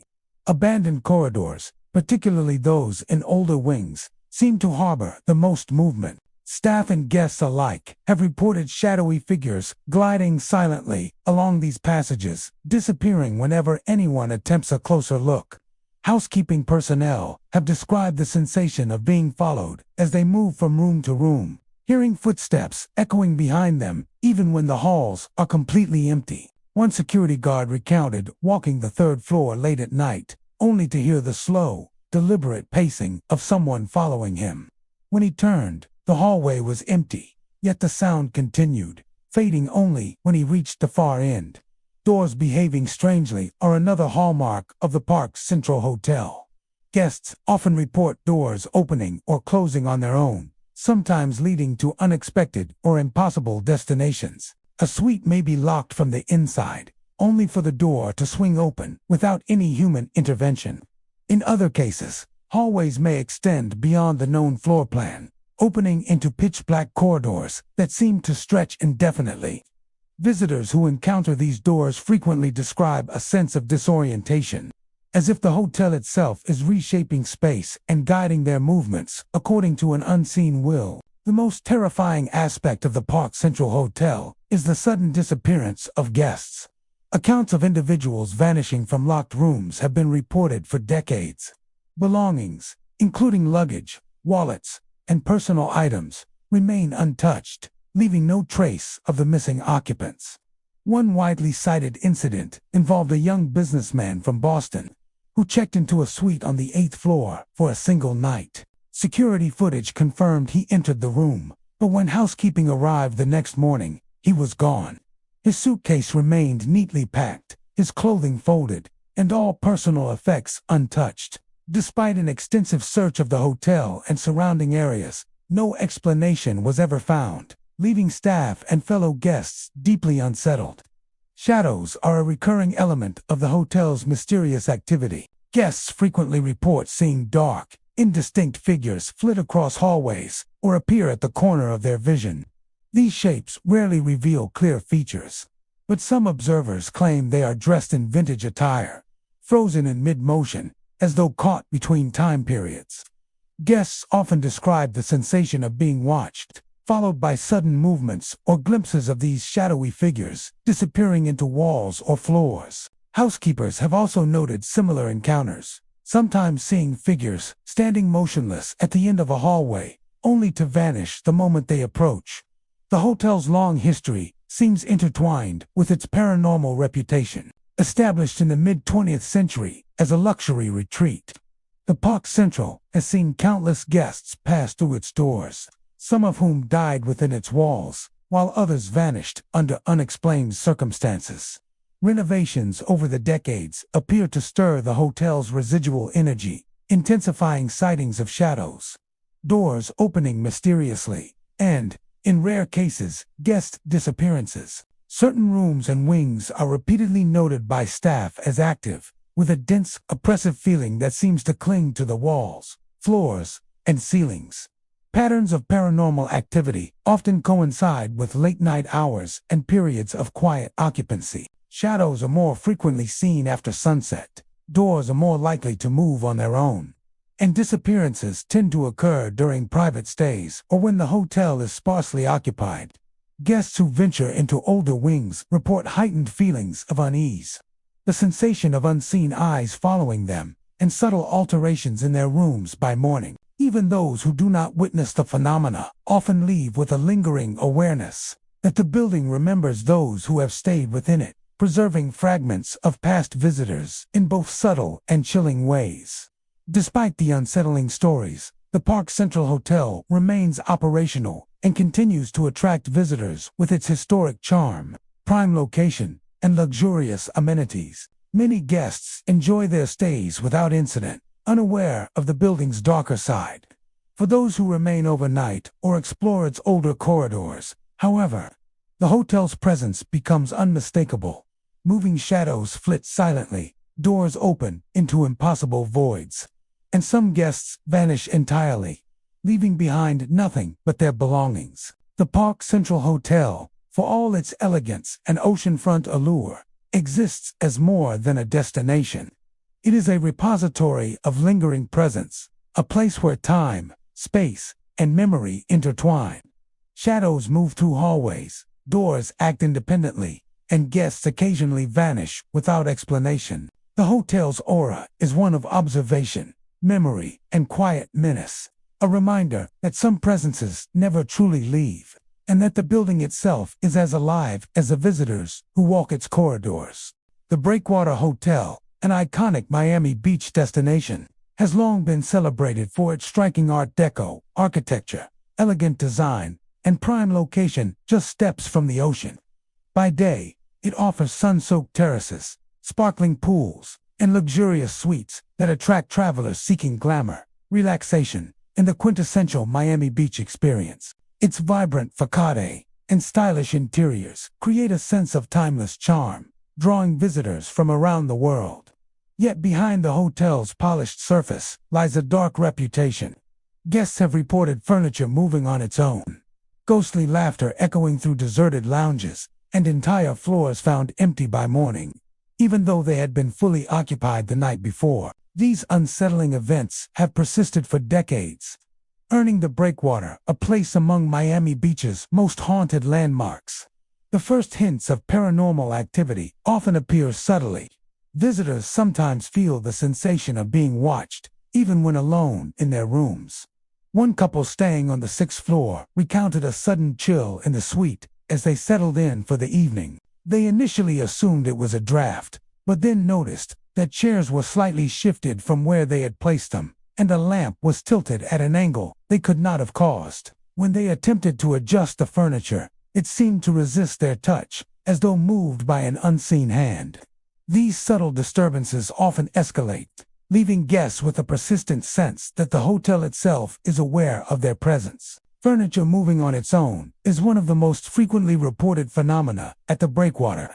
Guests have witnessed chairs sliding across floors, tables rotating, and beds subtly shifting, sometimes during the night when no one else is present. One visitor staying on the 10th floor described waking to find her suitcase moved to the center of the room, her bed neatly made, and the nightstand rearranged in a pattern she did not recognize. The movements are rarely violent, but the precision and regularity of the changes suggest a deliberate force, one that seems to observe, manipulate, and even interact with the hotel's occupants. Deserted lounges and common areas are another source of unease. Guests report hearing ghostly laughter echoing through empty rooms, as though a party had begun without warning or invitation. The laughter varies in tones, sometimes playful, sometimes mocking, and often fades abruptly when approached. One night, a guest walking past a lobby lounge heard the unmistakable sound of clinking glasses and laughter spilling from the room. When she entered, the space was empty, yet the laughter continued for several moments before vanishing entirely. Such experiences leave visitors with an unnerving awareness that unseen presences are moving freely through the hotel's public areas. Entire floors occasionally vanish from perception overnight. Guests who checked into fully occupied floors sometimes awaken to find hallways, rooms, and even furniture seemingly erased from memory. Floors that were bustling the previous night may appear completely deserted by morning, with doors locked from the inside and no trace of the overnight occupants. One family staying on the 8th floor reported that when they awoke, the hallway outside their suite was silent and empty. Despite multiple occupied rooms being visible on the hotel's digital directory, attempts to contact neighbors revealed no response, and by the time housekeeping arrived, the floor had returned to normal, leaving only lingering confusion and a sense of dread. The breakwaters hallways are particularly active at night. Staff and guests frequently report seeing shadowy figures gliding silently along corridors, appearing at the corner of the eye before disappearing when directly observed. Housekeepers often describe feeling a presence behind them while preparing rooms, hearing soft footsteps or whispers that vanish when investigated.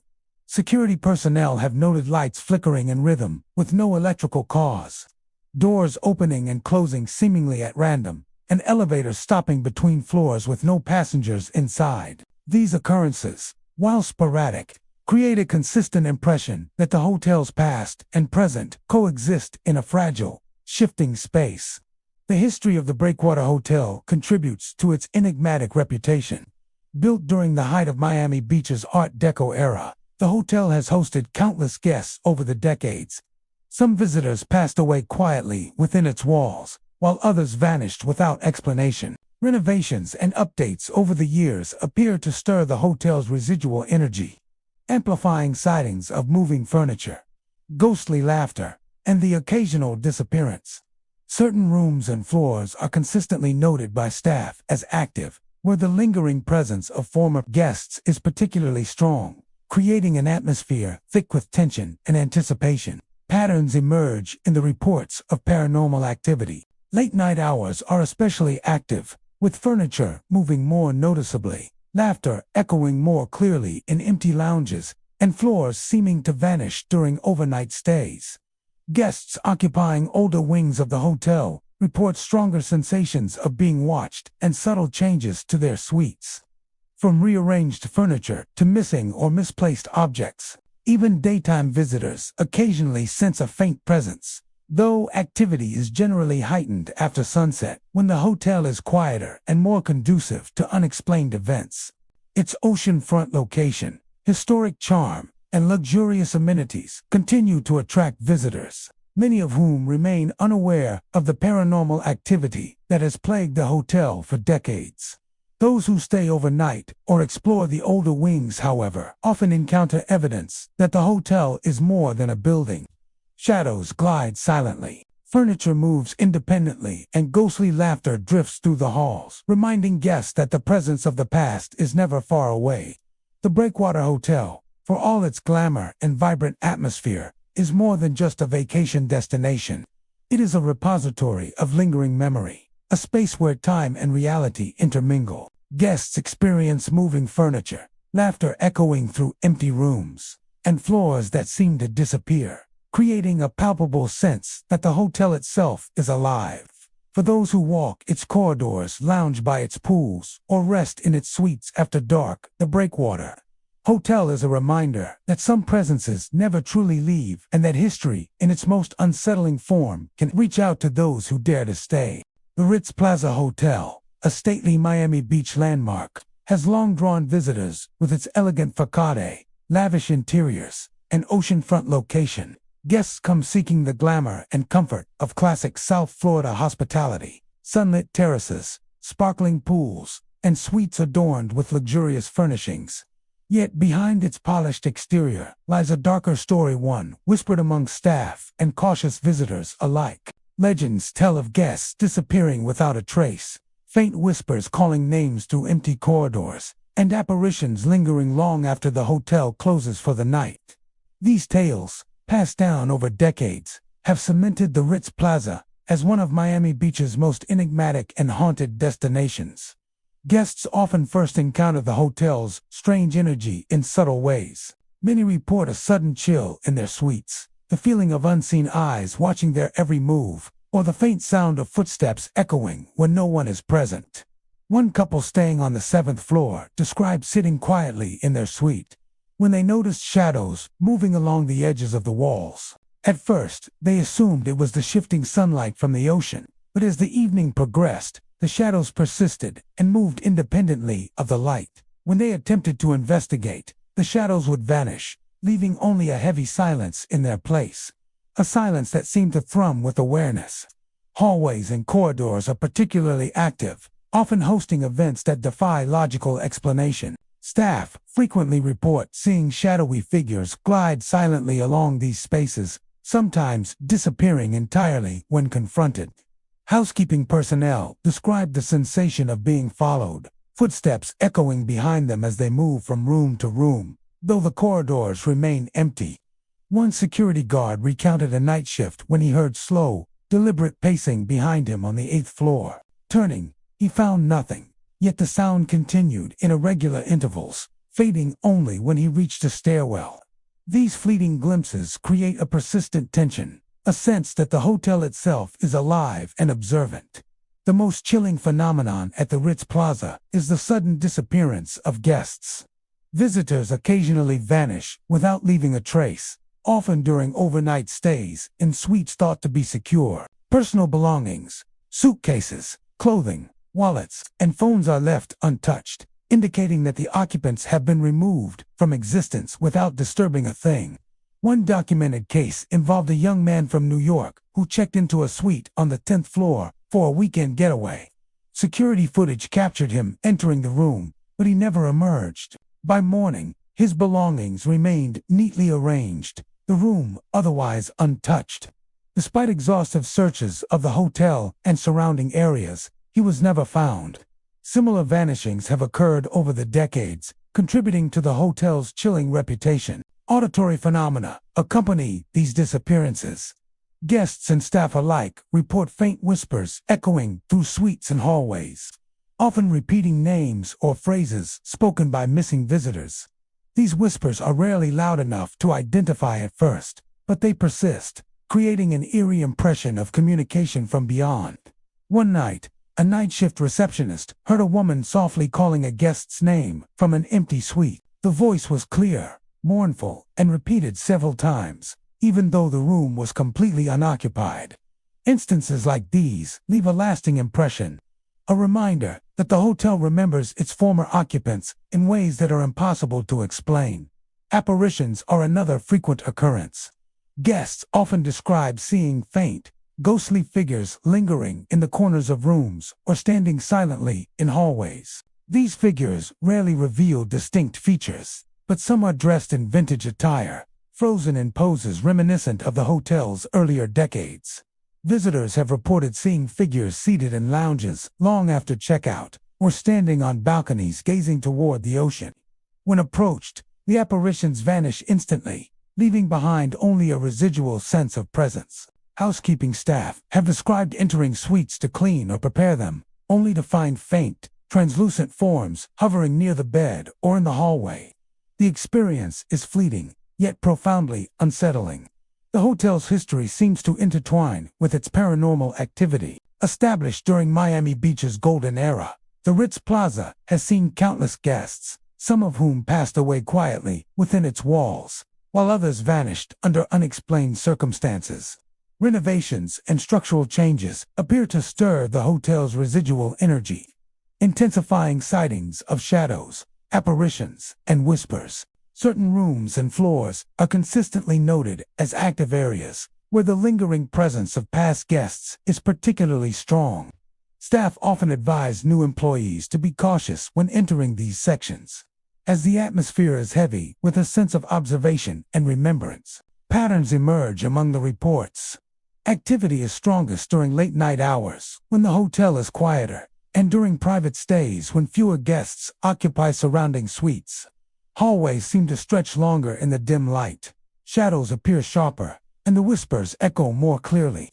Upper floors, especially the 10th and 11th, are most frequently associated with disappearances and other phenomena. Even during daytime hours, a subtle tension remains, as if the hotel retains a constant awareness of those within its walls.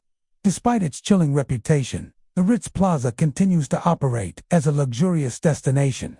Visitors are drawn to its oceanfront views, historic architecture, and elegant amenities. Many enjoy their stays without incident, unaware of the hotel's darker side. However, those who remain overnight, particularly in older wings or less traveled corridors, often encounter undeniable evidence of its haunted nature. Shadows gliding silently along hallways, whispers repeating names long forgotten, and apparitions lingering in rooms long after they should have left. The Ritz Plaza Hotel, for all its elegance and sophistication, exists as more than a place to stay. It is a repository of lingering presence, a space where time and memory intersect. Guests and staff experience shadows moving through hallways, whispers echoing from empty suites, and visitors disappearing without a trace. The hotel's aura is one of observation, memory, and persistent presence, a chilling reminder that some guests never truly leave, and that the building itself may be as alive as the people who walk its halls. These 25 haunted hotels in Miami remind us that not all who check in leave, and some mysteries never get solved. From shadowy figures to vanished guests, disembodied voices, and rooms frozen in time, these hotels are monuments to the unexplained and the uncanny. Thank you for walking the halls of these haunted hotels with us. Subscribe, like, and click the bell to continue exploring America's most haunted places, where even the grandest suites hide dark secrets, and some guests never return.